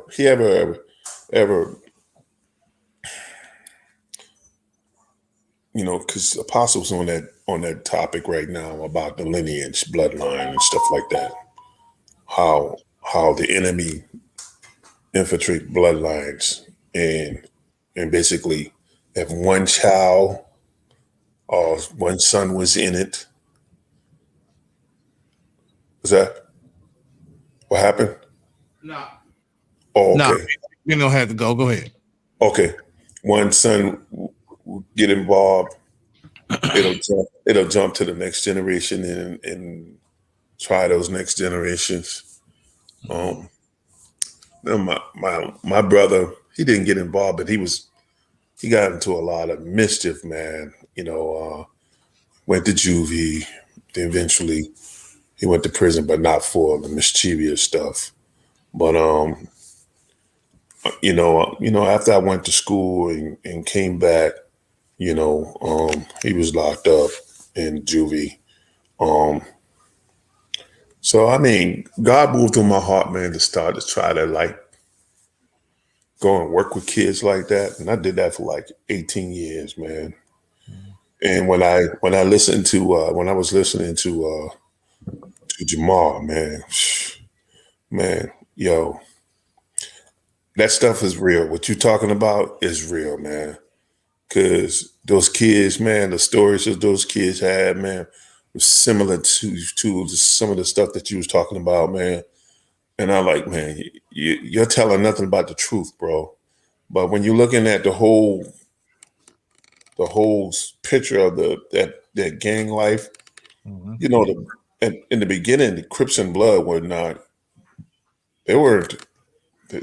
When they started off, there were groups of young boys or young men who basically they protected their community, not from other youth, but they were protecting the community from white folks. Mm-hmm. They would go, like situations, like if an old lady wanted errands done, they would go do errands for her. They would cut the grass. They would do a lot of stuff in the community and stuff like that. But when COINTELPRO and all of these other entities got involved and started to infiltrate the Black community, started to introduce drugs, started to introduce all this negativity, then what was a community building organization turned into run- I mean turned into something that is basically has obliterated our communities, obliterated our youth to what we're dealing with right now. But if someone would sit these young men down and let them know how it all started. Yeah. And now whereas there are some of them are so entrenched in it and so deep in it, they feel that there's no way out, but they're not realizing that there is a way out. There's a way out that they can get out, and the reward from them getting out and turning back around and trying to get the other youth and trying to get them and turn them away from that lifestyle for stopping from decimating our community. And the real reason why a lot of these young boys are going that route because they don't have a father in their home, man. Yeah. Bino said something that was so powerful because my my mother's brother, her brothers always has had connections with him, with that brother. But then one time that, my grandfather was looking, and they was trying to find out to see if he was alive or dead. So they always knew to go and where to go and find him. So when they went, to go look for him, of course, his goons was hanging outside. Just go. Yeah. When I'm saying goons, didn't when he say, man, I want you to take this person out, they had to, but when they showed up, the goons was downstairs. They told them who they was looking for. His name was Slick. That's his, street name. They took him upstairs. Of course, I guess he did this because he didn't want his brothers to be like, get killed. Mm. Tell him, they said, listen, man, tell daddy and whatever, I love him, but if y'all come back around here again, I'm not gonna stop these guys from doing whatever they have to do. Mm. And that was the last time they saw him. Mm. That was the last time they saw him. Right now, you could be floating in the river, or already in the ground. My mom and my auntie them say they spot him, with this white chick, and I guess just one of these white chick was like his top girl, like a madam, you know. Mm. He wound up marrying her, and they like kind of like took the Bob money and they bounced. And ever since then, they were looking for him. Wow. So that like you said, Jamar, it get to a point that stuff get old, man. You know, Yeah. and you want to just have a life of normalcy, man. You're not wanting to you're not that person because my mom and them said, man, the way they talked to my uncle wasn't that type of person, but he was always a hustler, man. You know, he was always a hustler. And the way they said, when he was young, um, the police chief would come and get him and pick him up, you know, Mm. because he was like this type of person in the streets. Whatever the police, chief, information that he want, and he was always one that, like, I would say that people would say a snitch, but he would always like have the info. But the chief grew on him, man, and liked him. It's a white guy, man. Grew on him because he just had this skill and this talent to know how to talk and to hustle people, man. Mhm. That he had that business savvy, man. Yeah. But you know, um, it's no small town. My auntie came and got him and took him up to New York, man. He went beast mode, you know, Yeah. But a lot of that stuff you were saying, bro. I mean, I've heard, but working with these kids, man. Heard that. Yeah, that's what that's what I wanted. I wanted you because when I first got introduced to you, uh, you were the one who got promoted to the next position, right? I remember a long time ago in a men's meeting a while back. You were like, yeah, what you're talking about? You work with the kids, and then like a social worker or something like that, Yeah. or something to that magnitude. Juvenile officer. I work Yeah, behavior specialist. So yeah, man, like working in that field, I know you run into a lot of the young gangbangers coming through the place, and you know what I'm saying. Absolutely. And I know you've probably had numerous conversations. What were some of the things that when you had conversations with the guys that you come through, and then I know some guys that came through that you probably took a liking to, like you can really see their personality over the bravado. So what are some things that you would say to those guys? I mean, me, I like the stuff that you're talking about right now. I would tell them the stories about my uncle, family members, people who have got involved in that lifestyle, and told them it's a better choice that you could make. You don't have to, you don't have to do these things. You don't have to be out there selling drugs. You don't have to be out there busting your guns, and you don't have to do. It's a different life. Basically, man, I preach Jesus to them, man. Amen. I'm not saying that I didn't sugarcoat it, but I preach Jesus to him, and the craziest thing about it, and the stuff that we will always tell them,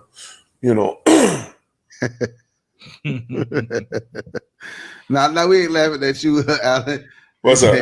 My guy said your voice is amazing for narration and storytelling. Okay. yeah, but this it's just crazy. Like they when we would look at their lives, and it was our job. When I would say it was our duty, it was our goal to get these guys to like go back out and to society and curb the numbers of them going to prison and those are getting killed. I mean, we would hear some of the success stories, and we would hear those bad stories was the ones that went back out there and got back in trouble. Those went out there and got killed. And I mean, it's like maybe not even maybe a week, maybe 2 weeks, maybe a month. We hear a story of them getting killed. We hear a story of them killing somebody. We hear a story of them going back to juvie. In one case, when I used to go minister in the prison. I was just sitting, in the what they call it, in the where their church, whatever there was, and I saw the chapel. Yeah, when I saw I saw the adults came in. Then I saw the young boys came in behind them. They had different, of course, they had different attire. And then I felt, they came and sat beside me, and the minister was up there ministering. And all of a sudden, I felt this tap on my shoulder, like this, tapping me on my shoulder. I looked around, and then I turned back around. He tapped me on my shoulder again. I said, "Do you know me?" He said, "Yeah, I know you. I know you." I said, "Yo, man, you Mr. Alfonso, right?" Like, how you know me? Hey, man, I used to be in your program when you used to work at the facility. And it's one of these kids, man. I used to tell him, I said, listen, this was my thing, man. I said, listen, man. I used to tell him, I said, even about how they're infiltrating the community, the black community, black boys, and filling these facilities up. You know what I'm saying? And y'all becoming the new modern day slaves. You know what I'm saying? And I said, man, y'all basically making money for the government in these private prisons. And I used to tell him all of that.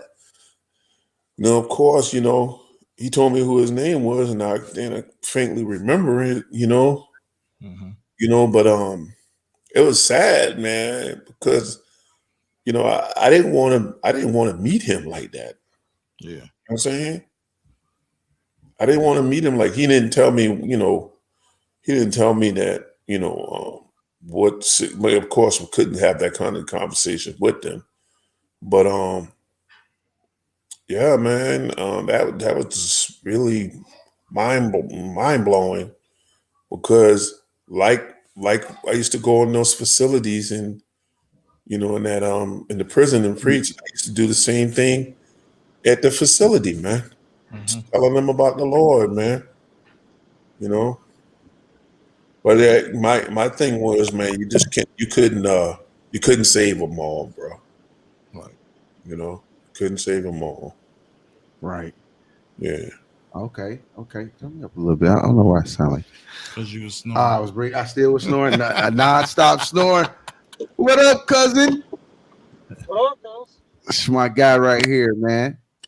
It's my guy, Lamont. What's up with you, baby? How you doing? Peace. I can't hear you.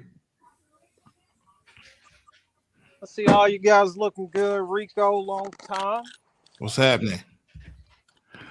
Uh, I don't know, man. I guess like listening to you guys for the last couple minutes. I'm out working still, so I think some people join, for various reasons.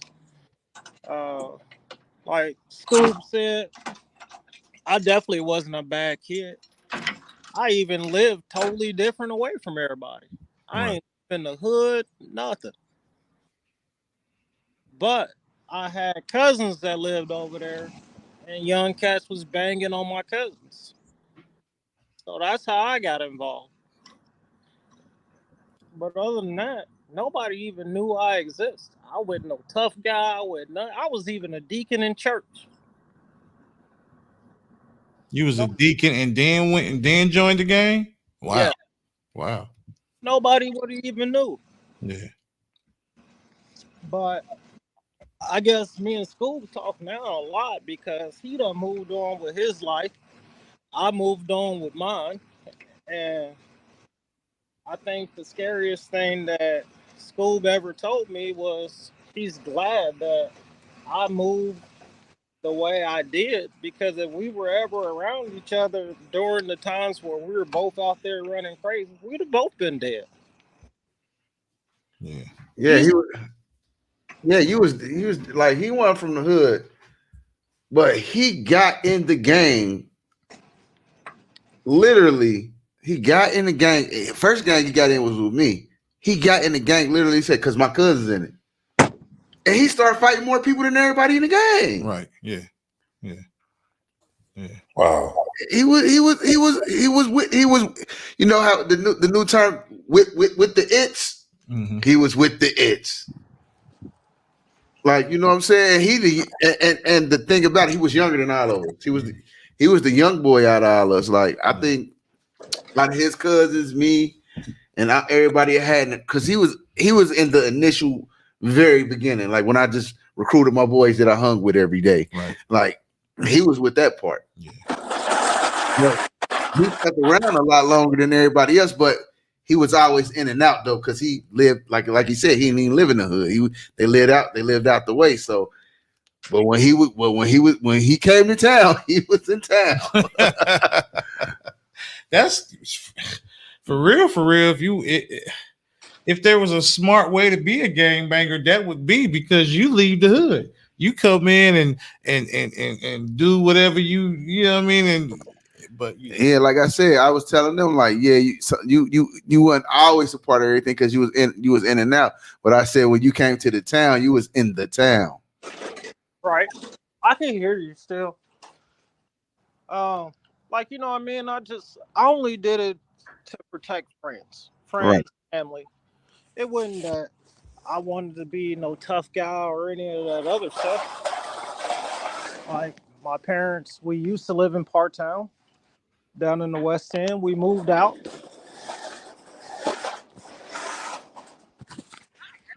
Yeah.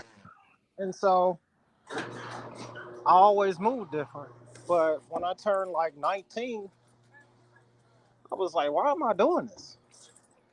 And by then, I had already had 5 kids. Mm. Yeah. Right. So Wow. I joined the military. That was the best thing, man. That military joint. That's what he did talking 20 years in the military. Like I was never gonna come back home. Did you still in there, ain't you? Did you finally leave? Like the last time I talked to you, you said you was still on your last leg. You still in the military, ain't you? I am. They haven't gave me my walking papers yet. That's 20-something years. Yeah. So it's been 21 years. Yeah. Woo! Wow. And this one thing, like you asked me this question. I'm about to bounce it off you because it's in my questions. I was gonna do that at the end, but you had came in and infiltrated me. Oh, my bad. Man, me and you done had discussions about the same thing. What about our kids being in these? How you feel about one of your kids claiming the gang? About my kids being in a gang? Like, how would you feel if one of your kids came and told you I'm gang? That laugh, man, I'll punch him in the face. Yeah, I'm about to bang on him. Because, like, granted, I teach my kids a little different. So, I grew up inner city, but I learned in my 20 years, being here, there, other countries, going to war, coming back. And so school was the one that turned me back towards my faith when it was gone. Amen. So for me, my kids talking about banging, you don't even know what that is. Like you ain't struggled. You ain't did nothing. You just here. And so like all my kids don't believe in any of that stuff, don't condone any of it. Like my kids they knew what I used to do. But they're like, why? You know what I mean? At least they telling me how to start a business or how to make more money legitly so I can write stuff off. We ain't got nothing to talk about. Right. And so that's where my kids' heads are. Like I got an older knucklehead that likes scoops, caught a gun charge. So we end up fighting that, but I don't think that was more so on some gang stuff. It was just not being disciplined, being stupid, and just being a hothead. And a lot of these kids are hotheads nowadays. And it's not because some of them just don't have no direction. It's because a lot of them just want to fit in. Yeah. And it's terrifying how far they're willing to go to fit in. Man. What type of music are you listening to these days? Like, are you aware of how prevalent it is in the mute, like the Quando Rondos and all? Like, it's everywhere. Like, I do. What do you think about when you see that? Like, I listen to, and it's crazy you say that. I never heard of Quando Rondo until my kids. Mm-hmm. But I listen to, YG, Joe Moses. I listen to a couple of them out there just to kind of, hear what my kids are listening to because I ain't got any babies anymore. I got grandkids. Mm. So I got to make sure whatever they listen to, I just ask them, or is this the type of lifestyle you're interested in? Mhm. And then if they tell me yeah, I say, all right, fine. Listen, look at all your rappers that y'all talk about out here in the streets. Because the law figured out ways to get everybody a long time ago. They just hit you with racketeering charges and conspiracy charges. Granted, they ain't even got to prove all of it. They just got to know you was around it, and then they get the whole crew. Mhm. And then everybody's gonna turn on somebody to start snitching. At least I knew the dudes that I was around doing stuff with, and Scoop know my boy E, and I always roll with E. We were saying nothing. We would rather disappear out of the country than say anything. But these guys don't think like that. Everybody's just out for self. Yeah. Because if you really out for your team, you guys put your money together, start businesses together, Yeah. show them how to invest, show them how to get into this real estate market, all this other stuff. Encourage one of your friends to be a pastor, which would, you know, all of it helps because a lot of these kids are just misguided. Even the ones with at home. Yeah. Oh, Yeah, man. So, hey, man, look, I was, back up to the car. hey, this, I got an echo,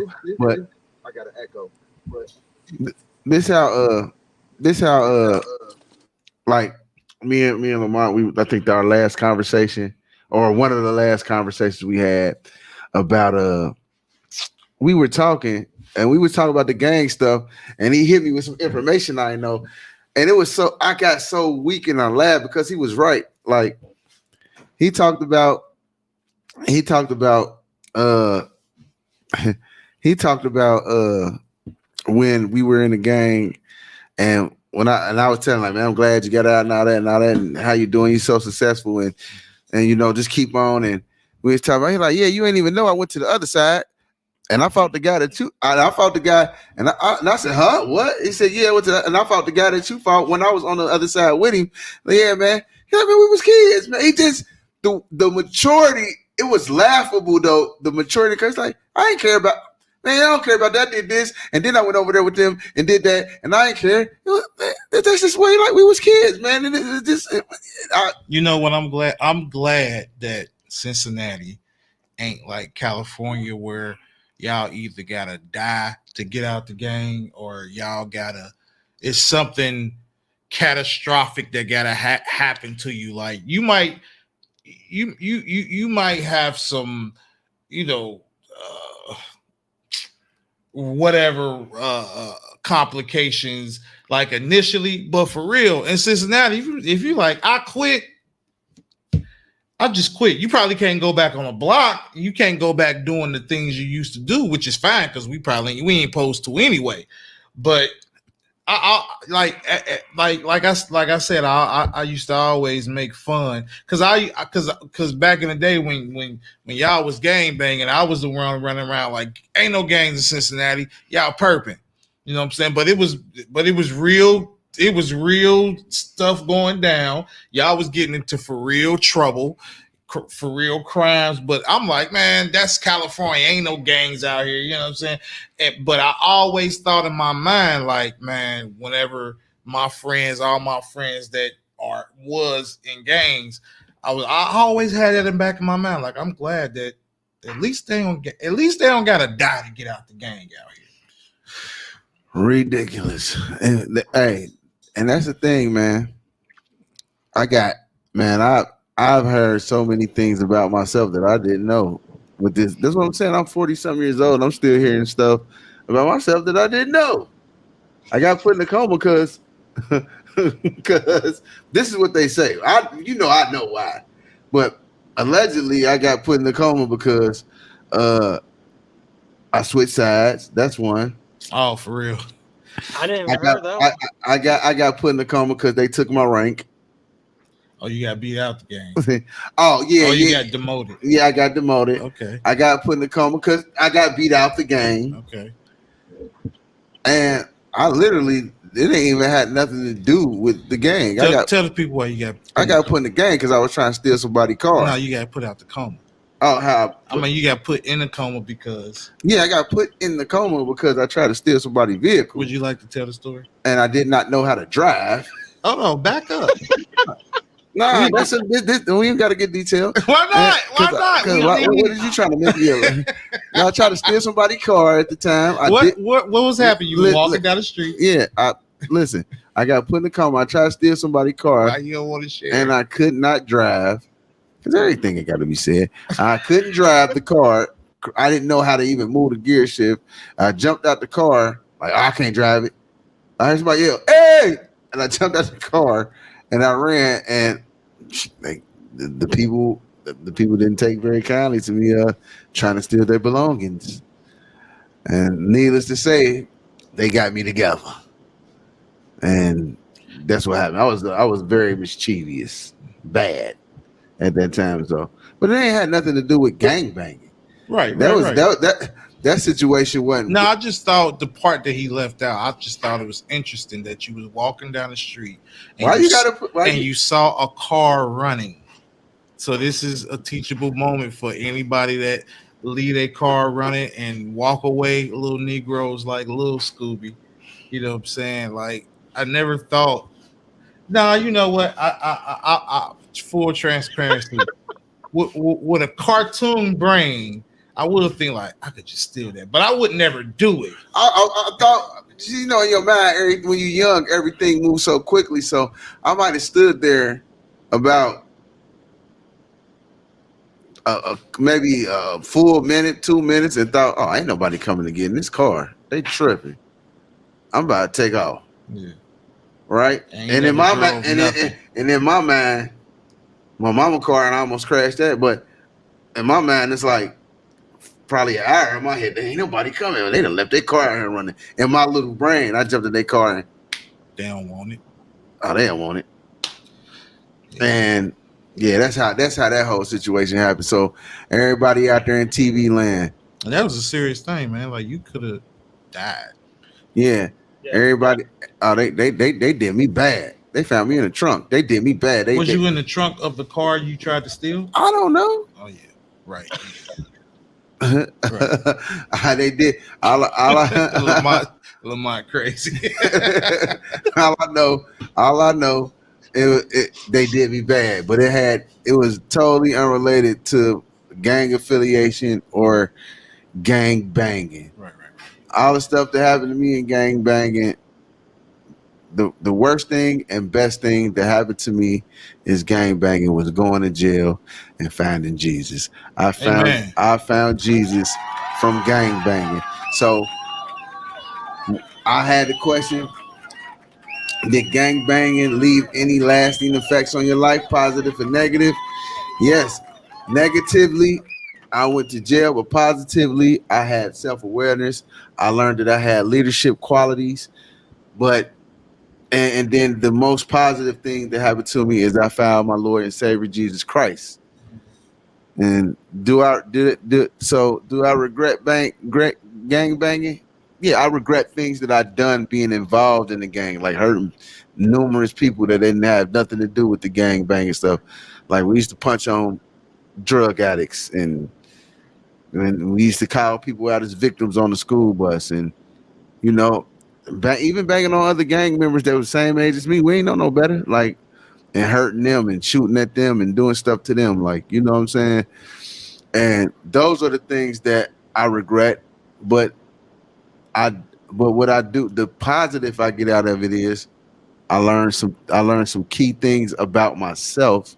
And I learned who God was. Amen. That's the most important part of this conversation. Amen. I was led to Christ Jesus in 1996 in the Department of Youth Services. And I backslid a couple times, but never as bad as that. But I still had him.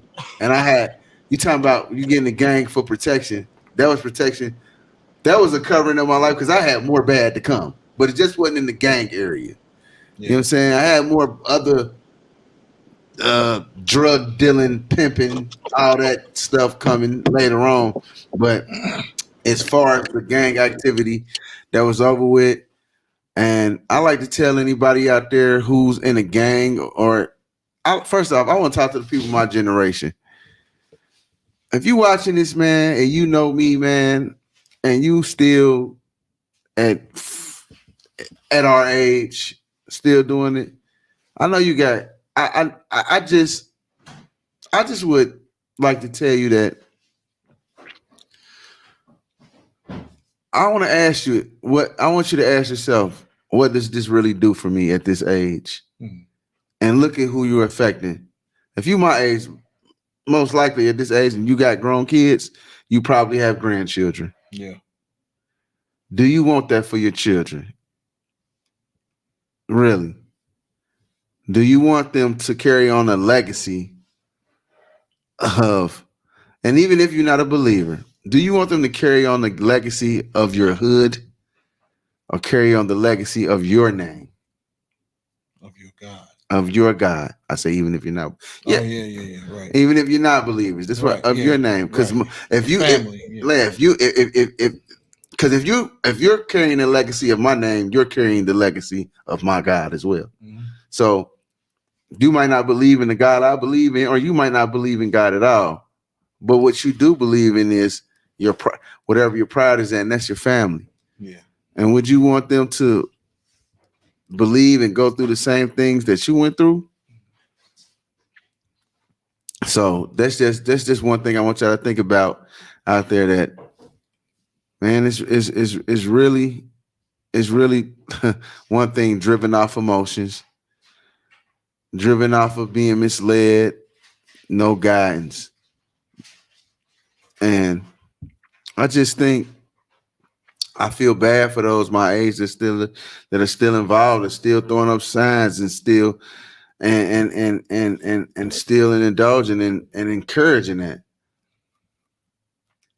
I mean, I you know, not I never was in the gang or nothing like that, but we all dealt with identity issues, and you don't that ain't you don't really grow out of needing to belong or have some type of foundation of who you are, what your purpose is, being connected to something that you think is powerful and strong. And I just want to say, what I'm saying, I think we all went through it in different ways. Today's topic is on gang culture, what I'm saying? But um and like I said, I wasn't a part of that. But what I'm saying, I can say that I even until I for real surrendered and started allowing God to change my heart and change my mind, I still didn't know my identity. I still, what I'm saying, like, so it's a common thing. It just manifests in different ways with different people for different circumstances. For who knows? I might had I lit had I lived in an environment where, let's say, I lived in California, and it's a bit different when you live in a situation to where it's almost like you got to choose, because this your whole neighborhood, all your friends is blue, all the other blocks is red. They gonna jump on you regardless. It's almost like, dang, like, so I empathize. But what I just want to say, man, is your identity, your peace, your joy, your completion is found in Christ Jesus. Surrender. There is a better place. There's a better hope. There's joy. There's peace. There's freedom for you. Your true identity. Nothing in this world can give you your true identity except your creator. The designer gets to decide the design. So that's just universal, man. Like, we all are looking for that piece that's missing, that piece that's, what I'm saying, that make us complete. And all of this worldly uh, uh temporary things. It's gonna pass away. It ain't gonna last forever. You know what I'm saying? Yeah, I appreciate that, man. That was powerful. And before we leave off of this thing, I just would like to add that yeah, man. Like he said, there's many different ways that this identity thing manifests. Mm-hmm.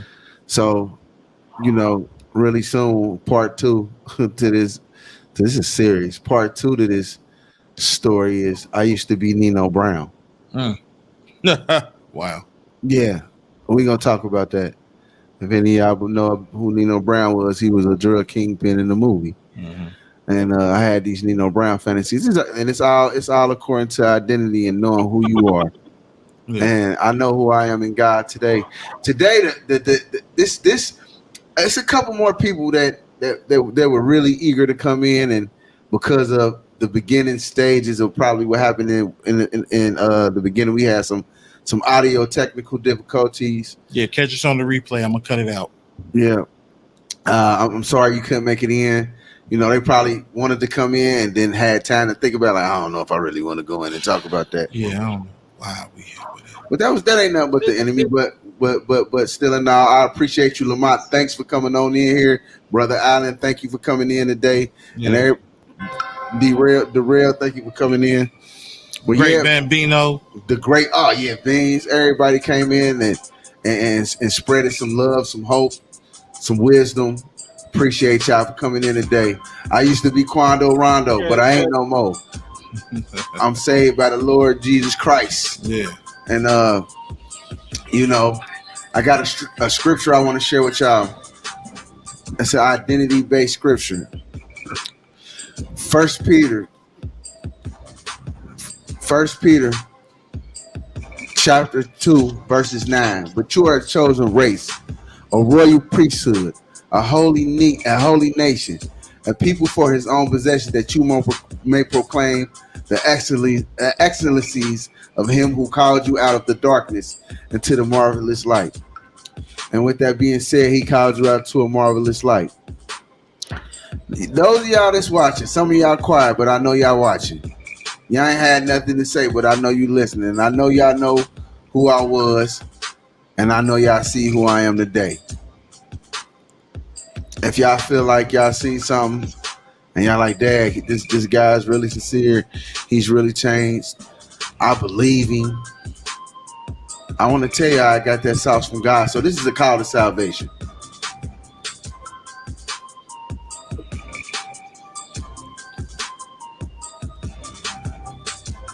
A call to salvation.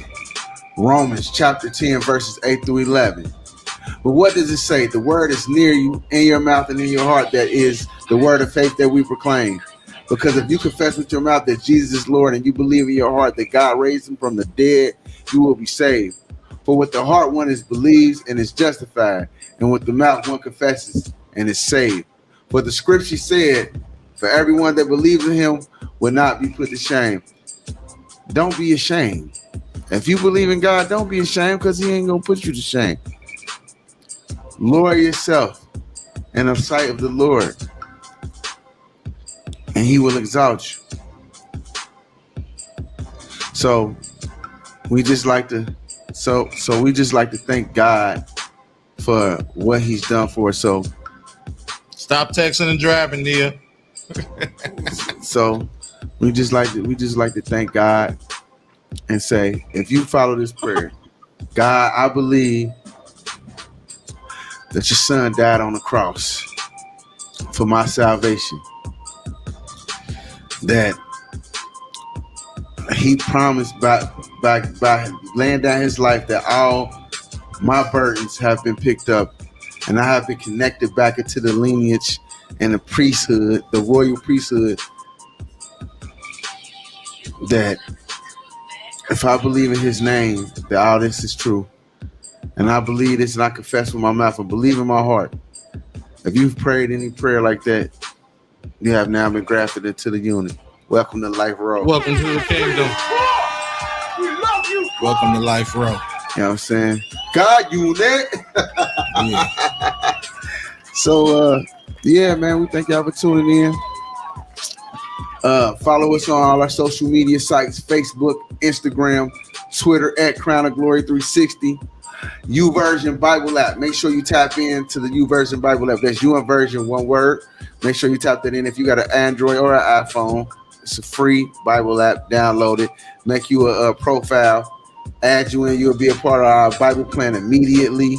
We'll let you know we're doing the Book of Job right now. It's a review and a study of the Book of Job, because that's on most shows. That's what we're doing on Kingdom Culture and on Crown of Glory 360 podcast.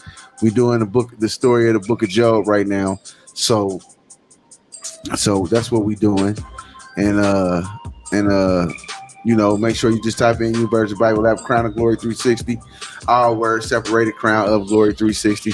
Then make sure you also email us if you want to talk about this subject. Email me. Say, Scoob, I got a testimony. I want to tell you about how I feel. This is how I feel. Or you got a prayer request. Crown of Glory 360 at gmail.com. Make sure you email us. Also, YouTube / Crown of Glory 360. Like, share, subscribe, hit that notification bell where you could be notified anytime we drop content. And that's every Wednesday at 7 p.m. Eastern Standard Time, where we do Kingdom Culture. That's an open panel where we get busy. We're doing the Book of Job right now. I don't know what the subject is going to be on this week, but Rico always got something dope. We finishing up Job, that's all. Also, The finale. Fridays like today, Push the Rock podcast, where I come on and we just push the rock, pushing the revelation of Christ's kingdom, talking about things coming from my standpoint, but it's also God's standpoint. And so we're going to do it like that. And then Saturday, tomorrow, make sure y'all tune in while we finishing up this review of the Book of Job. It's big, y'all. We're going off the Logos app, the Bible, reading about Job, getting the understanding of Job and God's character. So make sure you tune in at tomorrow, Saturday, 2:30 p.m. Eastern Standard Time. And we come to do what Jesus do all the time: spread love. That's the blessed way. That's the Yahweh. Peace. Come push the rock. Anyone comes to me and put anything or anybody before me in any capacity, that's your child, that's your mama, that's your wife, that's your friend, that's yourself. If you put you before him, you can't be my disciple. I need you absolutely surrender to me, because I got something for you. I put a deposit in you, and I need my ROI. Yeah. For this reason, since the day we heard about it, we have not stopped praying for you, asking specifically that you may be filled with the knowledge of his will and all spiritual wisdom, with insight into his purposes and to understanding of spiritual things, so that you will walk in a manner worthy of the Lord, displaying admirable character, moral courage, and personal integrity, to fully please him in all things, bearing fruit in every good work, steadily growing in the knowledge of God, with deeper faith, clear insight, and fervent love for his precepts. We pray that you may be strengthened and invigorated with all power, according to his glorious might, to attain every kind of endurance and patience with joy, giving thanks to the Father, who has qualified us to share in the inheritance of the saints and the light. Amen. Love y'all. There's 2 point of views that's needed in that, in the marriage aspect. Those who have this. Leave the sound effects to me, bro. Don't make me beat your mic.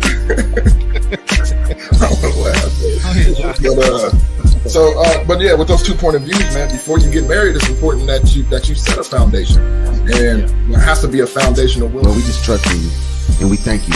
And no matter what situations, no matter what it looks like, what it may feel like, your word stands taller than everything. So we just want to just give you praise, thank you, and give you honor and glory, knowing that your promises are indeed 100%, 1 billion%, 1 trillion% true indeed. And we thank you, Lord, in the name of Jesus. Amen.